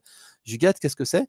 C'est tout simplement le fait d'avoir un système D mais durable. C'est pas juste un système D provisoire, mais il faut penser système D durable, c'est-à-dire comme Loïc, les chefs d'orchestre, il met en place ses lives, mais avec très peu de moyens. Tu fais comme si tu avais une régie TV, alors que ça te coûte quelques dizaines d'euros. Donc c'est repenser cette qualité perçue aussi, puisqu'en fait, on va voir que les gens vont avoir une acceptabilité à une offre qui va être dégradée. On l'a vu également, par exemple, au niveau de l'audio. Au niveau de l'audio, avant, c'était des CD qui étaient une super top qualité. Maintenant, on écoute des vidéos sur YouTube, on écoute des MP3 qui sont un son dégradé, et pourtant, on accepte quand même. Donc, il faut se dire jusqu'où on peut dégrader sa qualité de service pour répondre encore aux demandes. Le deuxième point que j'ai évoqué dans ma présentation, le deuxième pilier, c'est repenser son offre, puisqu'en fait, on va être dans un nouveau contexte. Comme lors du Covid, j'aime bien le rappeler, en fait, les gens, on ne pouvait plus leur parler de croissance, etc. Quand tu étais coach en vente, Loïc, tu l'as vu, hein, les vendeurs qui faisaient des formations physiques, ils sont tournés, mais comment je fais? Et ils ont développé de nouvelles offres, vendre à travers les écrans. Et c'était une nouvelle chose parce que ça répondait à un nouveau besoin. Et là, par exemple, quand tu seras coach, tu diras comment développer son business. Ça sera peut-être plus développer son business, mais comment essayer de réduire ses coûts, comment en fait d'améliorer ses marges, etc. Et comme on le dit, souvent, moi j'aime bien dire, l'avenir de la voiture, c'est pas la voiture électrique, c'est le vélo. Il faut se dire, ça va être une offre différente, ça va pas être la même chose. Alors certes, il y a des entreprises qui font des efforts. J'aime bien noter l'effort de Fnac Darty parce que j'ai acheté ce lave-linge il y a pas longtemps chez eux. Le mien, il avait 10-15 ans, il est tombé complètement en panne. C'est vrai qu'ils font des efforts, tu vois, il y a de l'indice de réparation, il y a un business model récurrent avec de la vente de l'assistance et de services tranquillité, ils font de la visio-assistance pour dépanner à distance, ils font aussi de la réparation, etc., etc. Ils t'aident. Ils m'ont vendu un petit truc pour avoir de l'eau un peu moins calcaire, etc. Donc c'est très bien. Sauf qu'en fait, leur business model, il n'est pas changé. On est toujours sur un business model de vente de neuf, basé sur une consommation. Sauf qu'à un moment donné, quand la consommation va se réduire, qu'est-ce qui va se passer? Ils ont des charges de structure très importantes, les magasins, les salaires, ça va mal se passer. Donc en fait, il faut faire une transition plus forte. Alors si on passe d'une étape en plus, j'aime bien donner l'exemple de Decathlon, qui est aussi un bon exemple, parce que Decathlon a un business traditionnel, mais sauf qu'en fait, ils ont essayé de travailler sur l'innovation, le prix, etc. Ils travaillent sur l'éco-responsabilité, l'entretien, l'éco-design. Ils ont mis en place des systèmes de vente d'occasion, de rachat et de reprise et de location. C'est très bien. Sauf qu'en fait, ce business model-là, il va avoir du mal à résister si le changement est trop rapide. Parce que tu l'as peut-être pas dit, Vincent et Laurent, le problème, c'est la rapidité du changement. Si on avait des dizaines d'années devant nous sur la transition énergétique, sur l'impact du climat, non. Le problème, ça va pas être des dizaines et des dizaines d'années, ça va se jouer en quelques décennies. Et donc, en fait, il faut être capable de faire une transition plus rapide. Tu as parlé de transition énergétique impossible, transition économique impossible si c'est trop rapide. On n'aura pas le temps de s'adapter. Comment tu veux transformer tes dizaines de magasins ou tes centaines de magasins Decathlon où il y a moins de monde et il y a plus d'infrastructures? Il faut savoir changer les choses. Et ça va pas être simple. Et ce qu'il faut, c'est repenser ses business models. Mais le problème, c'est que quand tu as une historique, comment tu fais pour changer les choses? Il faudra peut-être se dire, il y aura d'autres business models qui vont arriver, qui vont changer. Il faudra accepter de se dire, mon business model, il a plus ou pas d'avenir, ou il a un avenir difficile. Il faut que j'y pense dès maintenant. Parce que quand ça sera dans l'urgence, quand ça sera trop compliqué, ça sera trop tard. Tu n'auras plus d'opportunités, tu n'auras plus de moyens, tu n'auras plus de trésorerie, et ça va être trop dur. Et là, par exemple, on a vu qu'il y a certains business models qui se mettent sur la partie seconde main, mais qui partent de zéro, from scratch, avec un nouveau business model, et ça va être plus simple. À l'inverse, en fait, il y a d'autres business qui vont être plus compliqués. Je donne l'exemple en fait des gens qui sont réparateurs de scooters, parce qu'il y en a un qui est juste à côté de chez moi, à 10 mètres. Et c'est vrai que les réparateurs de scooters, j'ai vu ce petit reportage il y a quelques temps, ils disent c'est la fin du monde pour eux, parce qu'avec le scooter électrique, bah, tu n'as plus de vidange, tu n'as plus de réparation de filtres, etc., etc. Et en fait, il se retrouve à vendre un scooter éventuellement, puis après, c'est fini, il n'y a plus beaucoup de réparation. Et en fait, ça tue les petits garages. Et il n'y a pas que ça. On a vu lors du pas lors du Covid, lors de la guerre en Ukraine, le prix de l'énergie qui a explosé, c'est que le début. C'est que le début. Et un boulanger qui n'aura plus les moyens de faire comme avant. Il ne pourra plus faire 4 cuissons dans la journée. Et quand je suis allé dimanche chercher ma baguette, il m'a dit: «Attendez, je viens de faire cuire une baguette chaude». C'est vrai que c'est super sympa, c'est super agréable, mais tu auras plus les moyens de cuire en permanence. Les bouchers sur la frigorification, pareil. Les entreprises, avec, là, les communes, qui devront payer des franchises d'assurance qui sont de plus importants, c'est compliqué, quoi. Et même Duralex, qui actuellement a survécu grâce à la sympathie des gens, que même nous, on a acheté des verres Duralex, hein, ma femme en a acheté, pas mal cet été pour les soutenir. Bah, à un moment donné, ça ne marchera plus. C'est le business model en lui-même qui n'est plus bon. Donc il faudra en déconsommation retravailler sur la valeur perçue. La valeur perçue, qu'est-ce que ça veut dire? C'est-à-dire quel est mon produit? Est-ce que c'est un bonbon? Donc c'est quelque chose qui est pas vraiment, qui est accessoire. Est-ce que c'est une vitamine? Donc quelque chose qui va m'aider à être mieux, mais qui est finalement une vitamine C, si j'en prends pas, c'est pas très grave. Est-ce que c'est un médicament qui va vraiment m'aider ou c'est un vaccin qui va m'anticiper les choses? Donc dites-vous, dans un contexte économique de déconsommation, de décroissance, de crise entre guillemets, bah, quelle est la situation de mon produit et comment je vais y faire face? Et c'est là en fait qu'on va devoir réfléchir à nouveau sur la bonne vieille pyramide de Maslow, avec quels sont les besoins physiologiques, qu'est-ce que je vais devoir proposer en priorité, ensuite qu'est-ce que je vais devoir proposer en besoin de sécurité, et ensuite les besoins d'appartenance, des besoins d'estime, la confiance en soi, l'accomplissement. OK, mais qu'est-ce qui va se passer? Moi, je pense toujours à ces coachs, ces dizaines de coachs, de formateurs qui, pour l'instant, se basent en fait sur un monde où on essaie de déléguer, on essaie d'améliorer, on essaie de faire de la performance. Bah, ça va être compliqué. Même, je dirais qu'une nounou, même un plombier, un électricien sera touché parce que si vous avez plus de boulot, il vous retrouve à la maison, vous aurez plus besoin de nounou. Si, ben, vous êtes, en difficulté financière, vous n'allez pas faire une réparation, vous n'allez pas faire un aménagement, vous n'allez pas faire de choses comme ça. Donc c'est vraiment important de se dire que ça va toucher absolument tout le monde et qu'il faut revoir en fait son business model et revenir un petit peu sur cet essentiel. Alors un autre point, c'est dire, dans un monde qui va être compliqué, il faudra se baser sur la valeur. Et là, le marketing va vraiment aider. Il y aura véritablement des gens il n'y aura que deux positionnements possibles pour moi. Le low cost, et là, je ne serai pas du tout dans l'écologie, je serai dans le prix, et je m'adresserai aux gens qui ont vraiment des contraintes financières importantes. Et là, en fait, bah, je vais essayer je n'aurai pas beaucoup de possibilités de faire d'écologie ni de choses comme ça. Par contre, je vais essayer de me mettre sur un créneau qui va être plutôt haut de gamme. Et le haut de gamme, bah oui, je peux m'en sortir parce que je vais vendre de la marge, je vais essayer de travailler sur l'éco-responsabilité, sur l'expérience client, etc. Donc, il faut vraiment se dire, le positionnement moyen entre les deux, ça ne marchera plus. Il faut vraiment travailler entre les deux. Deuxième chose, il va falloir créer un produit qu'on aime et donner une bonne raison de continuer à acheter un produit alors que on sera en plus juste au niveau du budget. Donc revoir l'offre, arrêter de créer, enfin peut-être devoir créer une nouvelle activité ou arrêter l'activité actuelle, hein, c'est peut-être ça la solution.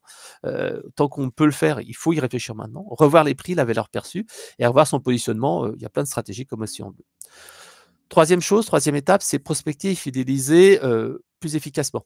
Moins de budget, moins de moyens, moins de clients, enfin moins de prospects entre guillemets, bah, va falloir revoir ses manières de faire, travailler en particulier sur la fidélisation et être plus efficace. C'est ce que j'appelle moi le growth hacking, c'est-à-dire être plus malin, essayer d'être plus efficace. Donc pourquoi je ne dis pas growth hacking tout court, je mets growth hacking parce qu'il faut intégrer la notion de durabilité et d'efficience dans ces actions. Alors je n'irai pas dans le détail parce qu'on n'a plus beaucoup de temps, mais je vous montre ici un exemple, pour consulter les slides. C'est un de nos collègues qui s'est lancé dans une activité de consulting et qui disait ben, j'ai pas forcément beaucoup de moyens, j'ai certes quelques contacts et quelques clients, mais comment je vais faire pour trouver mes propres clients? Et c'est vrai qu'avec lui, on a mené une opération, ça a coûté à peu près 30 balles. Pour 30 balles, il a ramené 200 personnes. Tout simplement parce qu'il a été malin, il a utilisé des outils de growth hacking pour aller exploiter ses bases clients, ses bases prospects, etc. et des partenariats. Donc en fait, à plusieurs, on a été beaucoup plus efficace. C'est pour vous montrer que pour 30 balles, on arrive à faire des choses qu'une entreprise mettrait plusieurs jours, plusieurs heures avec du budget important. Il faut revoir sa manière de faire et pas continuer à faire comme avant. Il faut se dire, les choses ont changé, je dois changer la manière de faire. Donc, c'est également donner à ses clients une bonne raison d'être fidèle. C'est ce que je disais, travailler sur sa base client, créer une communauté. Moi, j'ai une base contact WhatsApp, j'essaie de travailler sur les réseaux sociaux parce que les gens, ils te connaissent et tu n'es plus un inconnu. Et quand ils auront une restriction budgétaire, peut-être qu'ils seront un peu plus enclins à respecter ton produit, à se dire non, je préfère Fred parce qu'il est plus sympa, j'ai créé du lien, j'ai vu cette conférence, c'était vachement sympa. Donc c'est également de créer du lien de manière virtuelle. Moi, par exemple, sur LinkedIn, moi j'aime bien tous les jours créer, souhaiter les anniversaires.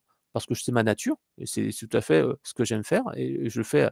Avant, je le faisais sur Facebook aussi, à tous mes contacts.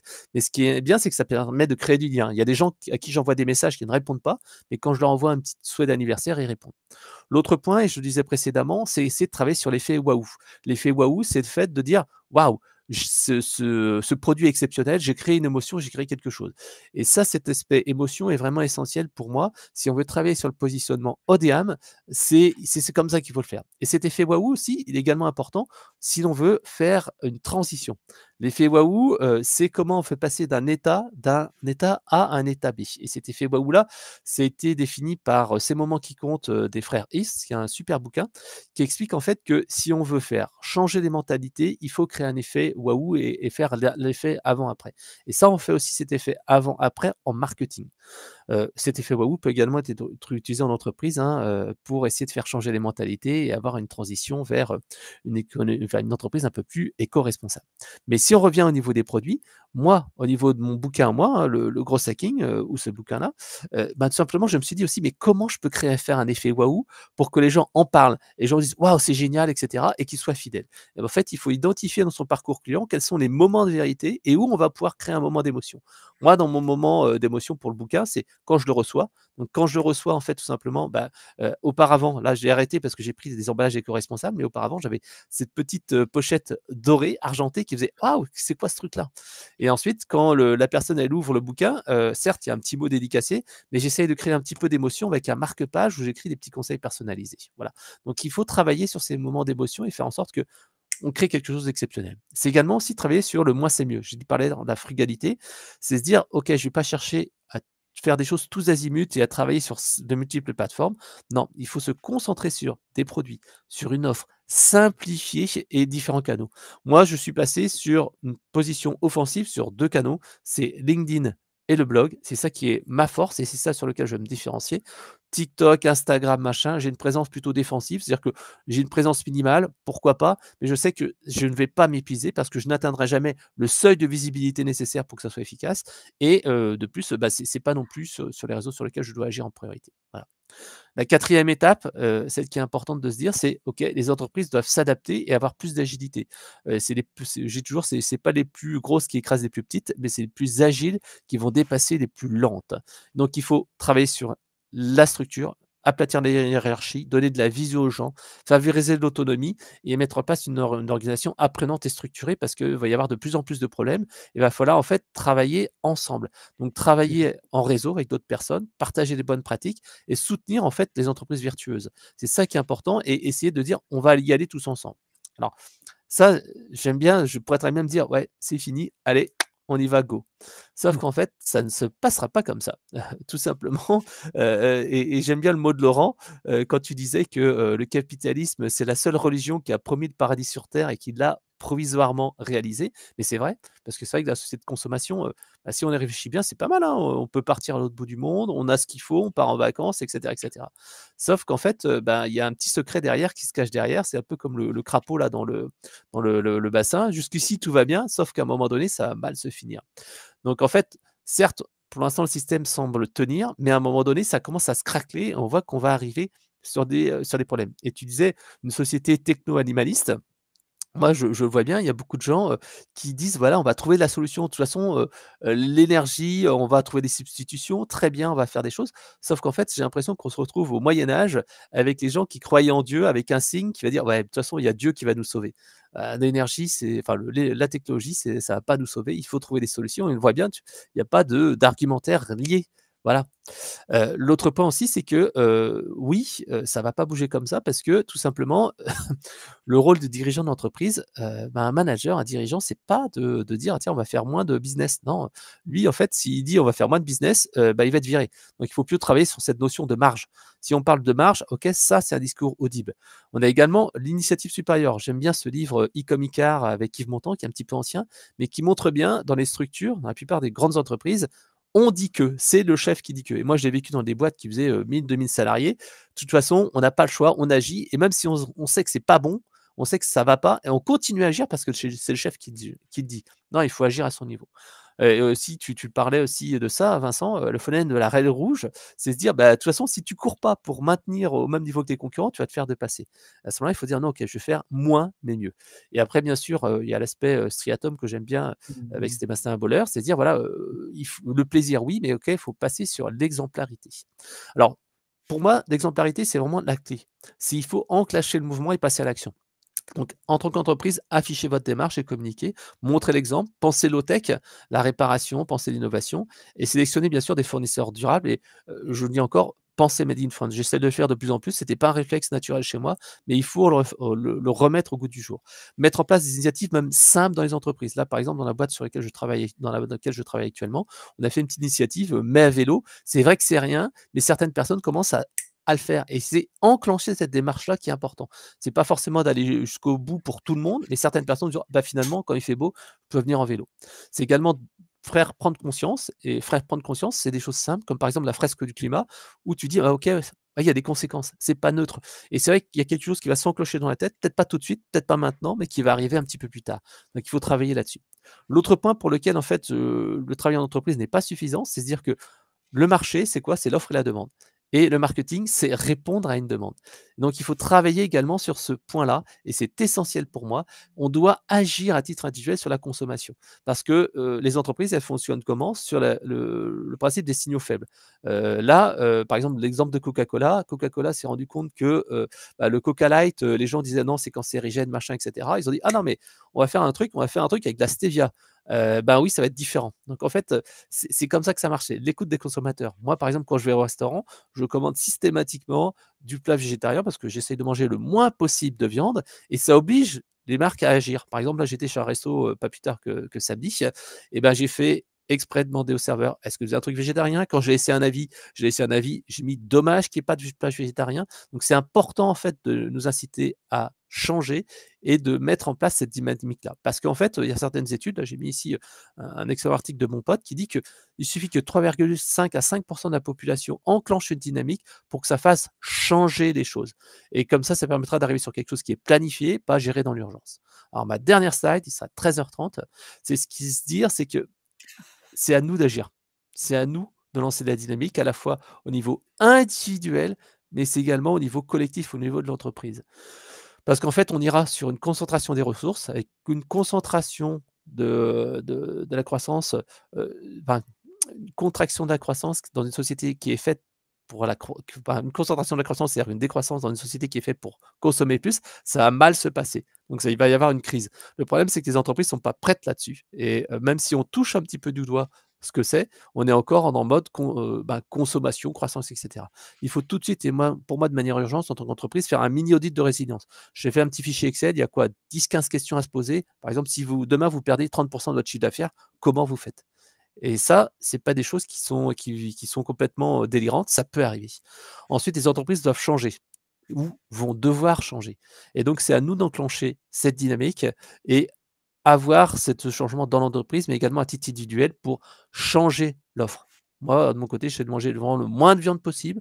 Produits laitiers, c'est toujours dur, mais voilà, moins de consommation, c'est important. Utiliser des secondes mains, etc.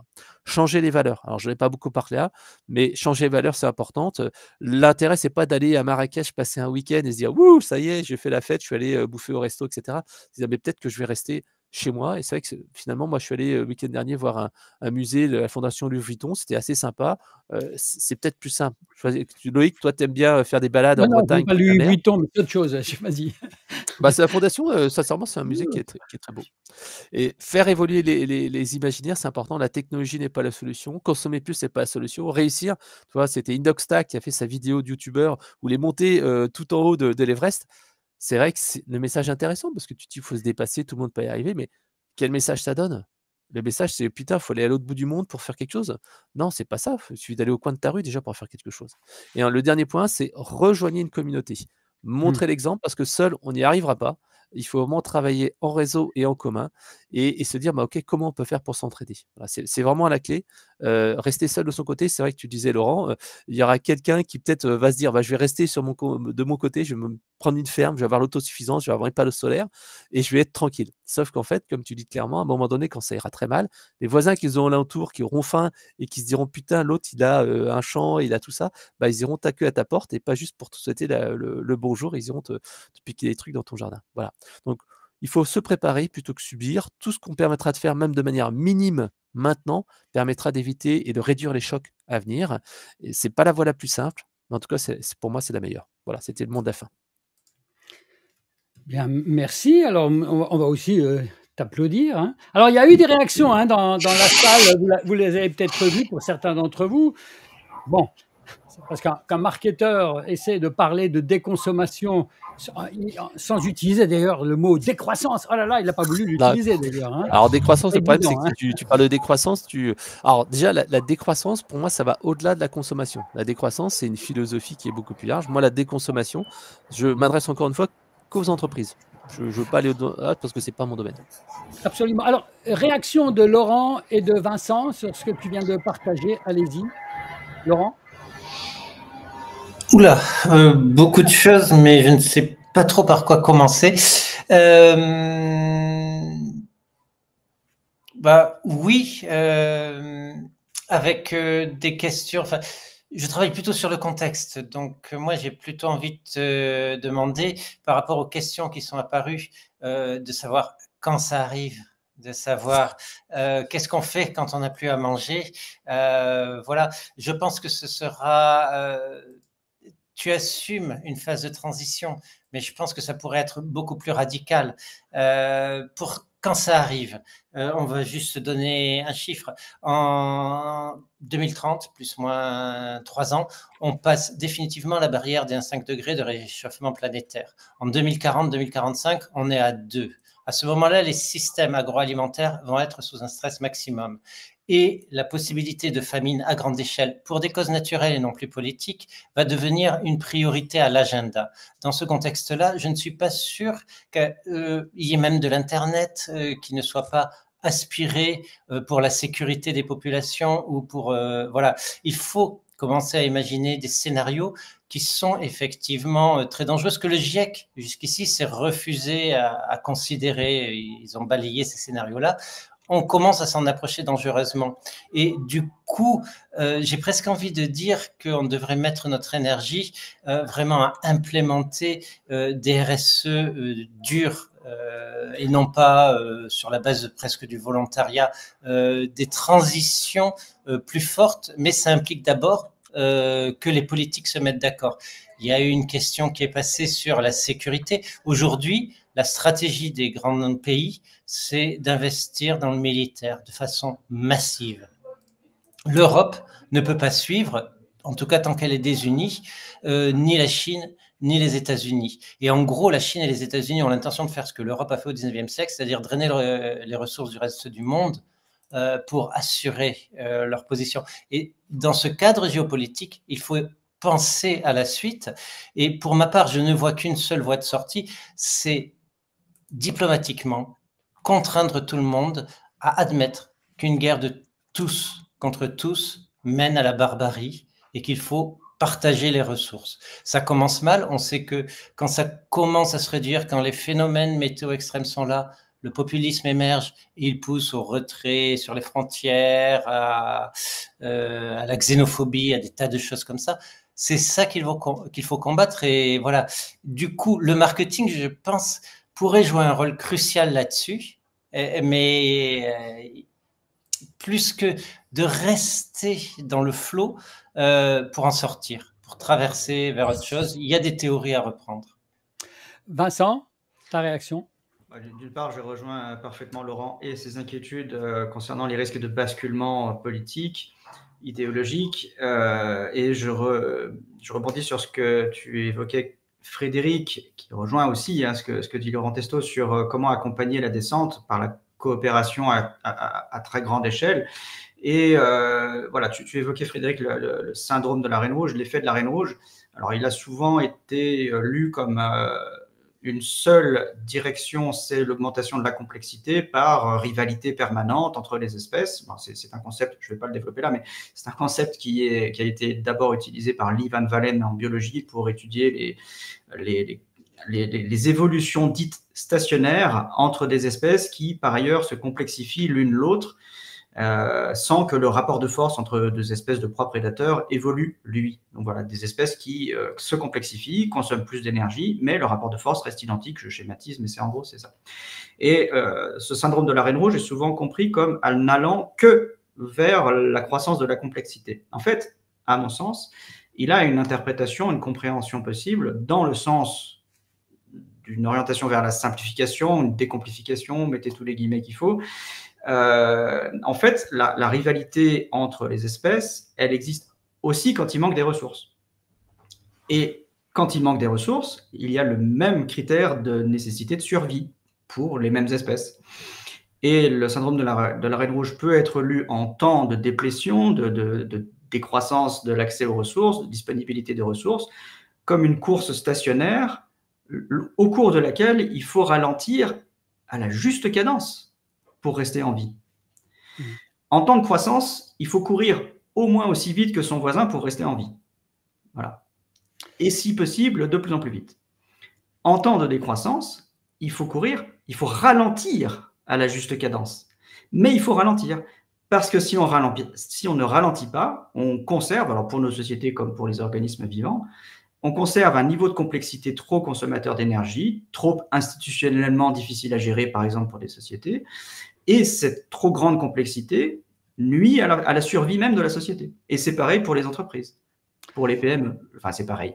Encore une fois, utiliser ces concepts avec précaution.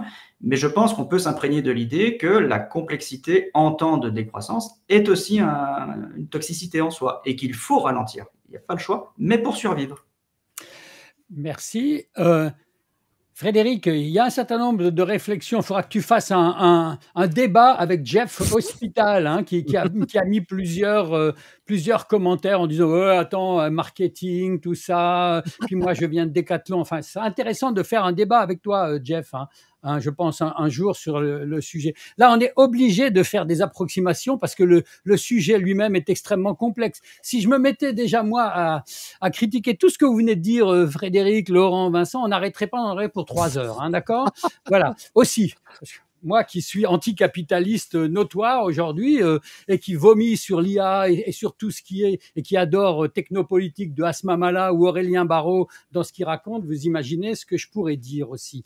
Alors, simplement, Frédéric, tu voulais encore montrer un dernier chart, et puis après on va reprendre. Alors, je l'ai pas mis dans la presse, mais c'était pour répondre à la question quand est-ce que ça arrive.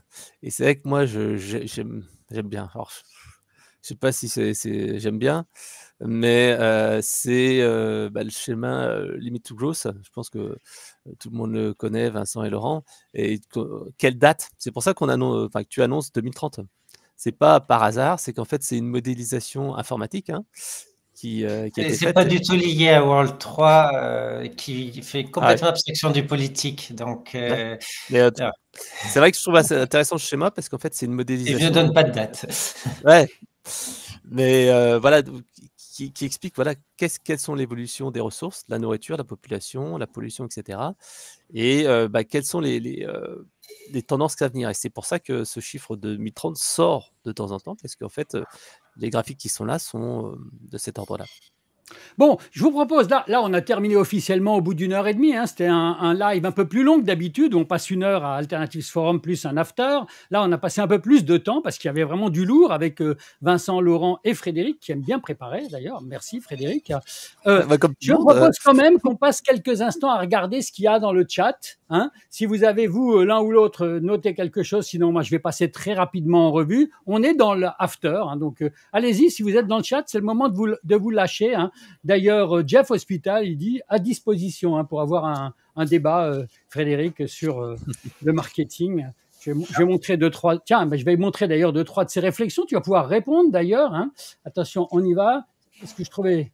Évidemment, soit c'est le troll de service, soit effectivement, il a de quoi raconter des choses derrière. Alors, on y va.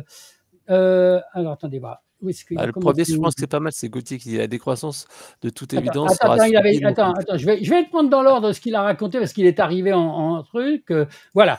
Première chose, il disait merci pour ce cours au niveau BTS, Action Co, mais bon, vous êtes complètement à côté de la plaque. Et c'est un ancien dirigeant de Decathlon qui vous le dit, parce que tu parlais de Decathlon à un moment donné. Tout à fait. Qu'est-ce qu'il raconte encore notre ami derrière? Donc, on est bien d'accord qu'une politique basée sur la demande est préalable au reste.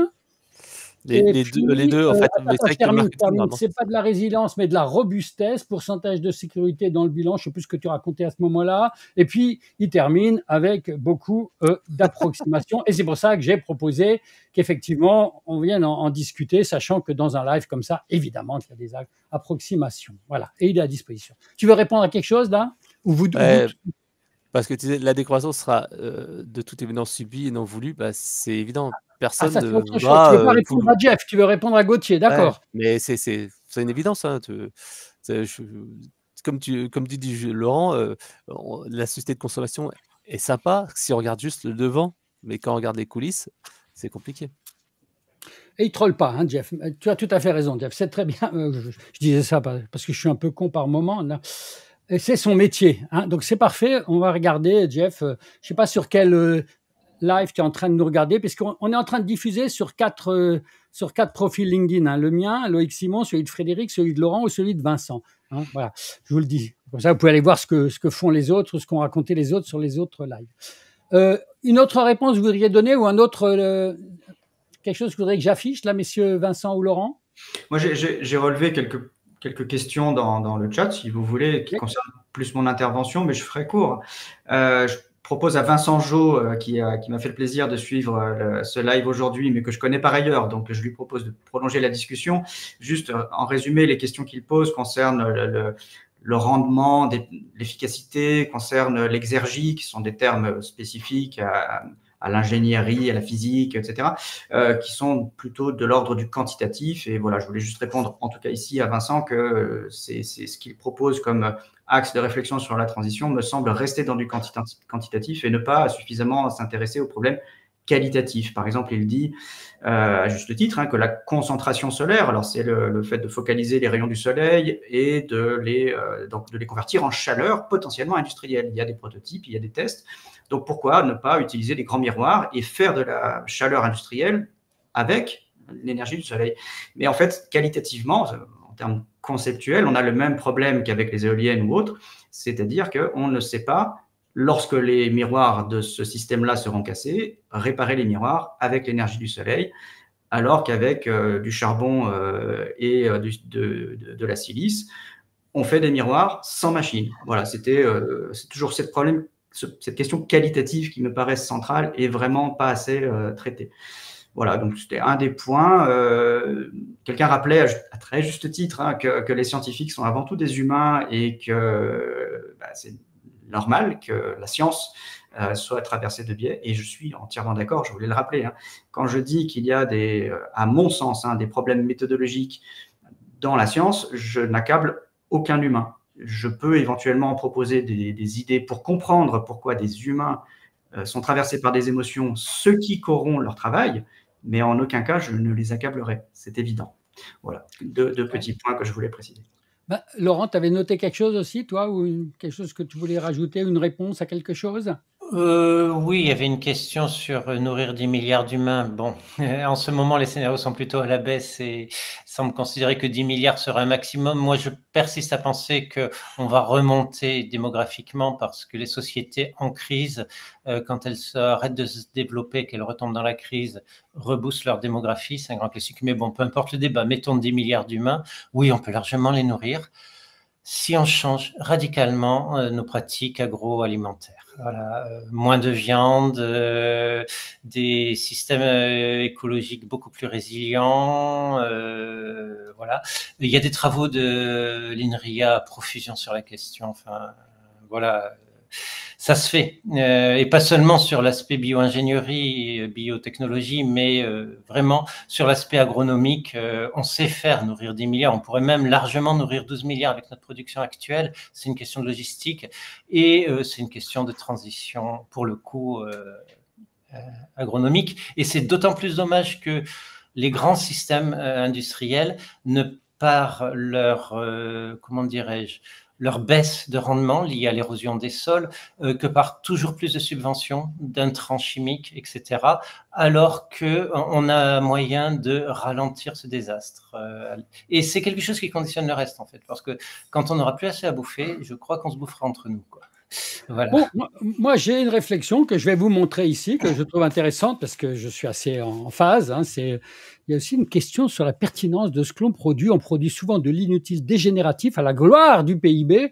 La transition énergétique, oui, mais pas dans le but de faire perdurer le business as usual dans l'idée d'un illusoire d'un PIB vert, donc décroissance. Voilà ce que disait notre ami Jean-Christophe, hein, voilà, je vois que Frédéric, il dit oui, hein, déconsommation, hein, pas décroissance, on a compris. Hein.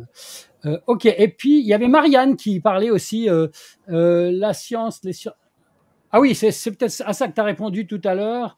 Personne n'a une vision totale des connaissances. La première des qualités du scientifique est l'humilité et la curiosité. Marianne est une habituée de Alternatives Forum. Elle intervient souvent. Elle a mis une autre réflexion derrière que je vais vous retrouver, je crois. Ah, voyez. Il y a Vincent qui avait parlé énormément, là. Je ne sais plus, Vincent Jost, on n'arrivera pas à voir ton truc.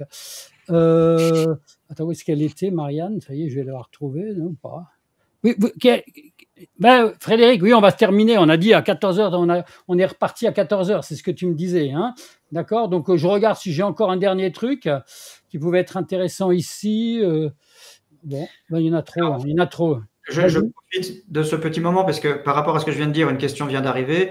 Une personne ne comprend pas pourquoi on ne parviendrait pas à produire des miroirs avec de l'énergie solaire concentrée. C'est bien ce qu'on peut faire une fois qu'on a les moyens de concentrer l'énergie avec des miroirs. Ce que je dis, c'est si les miroirs cassent, c'est-à-dire si on ne peut plus concentrer l'énergie solaire, on ne peut plus faire de miroirs. C'est ça l'enjeu. Et de même qu'avec une éolienne, si elle ne fonctionne plus, on ne peut plus, avec le vent, refondre les métaux pour faire l'éolienne. C'est la différence qualitative que je fais avec les hydrocarbures. Quand on a un baril de pétrole, un peu de gaz dans une bouteille ou du charbon, on fait tout ce qu'on veut. Voilà, je résume, hein, mais on fait tout ce qu'on veut et on a fait toute la civilisation thermo-industrielle sur la base de la chaleur fournie directement avec une étincelle par combustion du bois d'abord et ensuite des hydrocarbures. Une simple étincelle, c'est rien en termes d'action et on obtient énormément de chaleur avec laquelle on fait des tas de choses. Ok.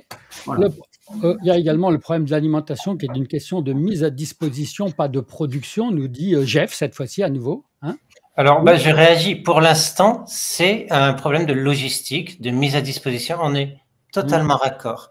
Mais l'éléphant dans la pièce, c'est que l'érosion des écosystèmes, l'érosion des sols, l'érosion de la productivité nous mène, et surtout les évolutions climatiques, nous mènent inexorablement vers autre chose sur un scénario business as usual. Et c'est ça qu'il faut prendre en compte parce que c'est dans les décennies à venir que ça va craquer, ce système, ou en tout cas craquer pour une bonne partie de la planète.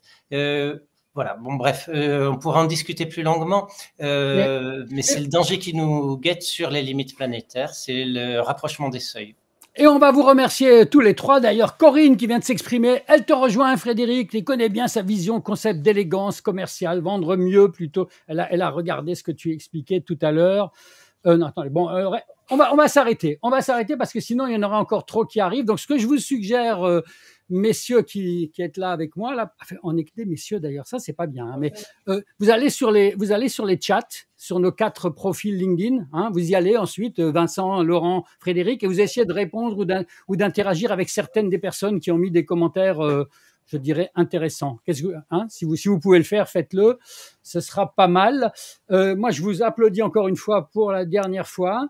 On va arrêter le live. On peut pas continuer, Corinne et les autres, et LinkedIn users, etc., parce que ce serait trop loin. On a déjà passé plus d'1h50 et Frédéric a un rendez-vous à 14h. Hein.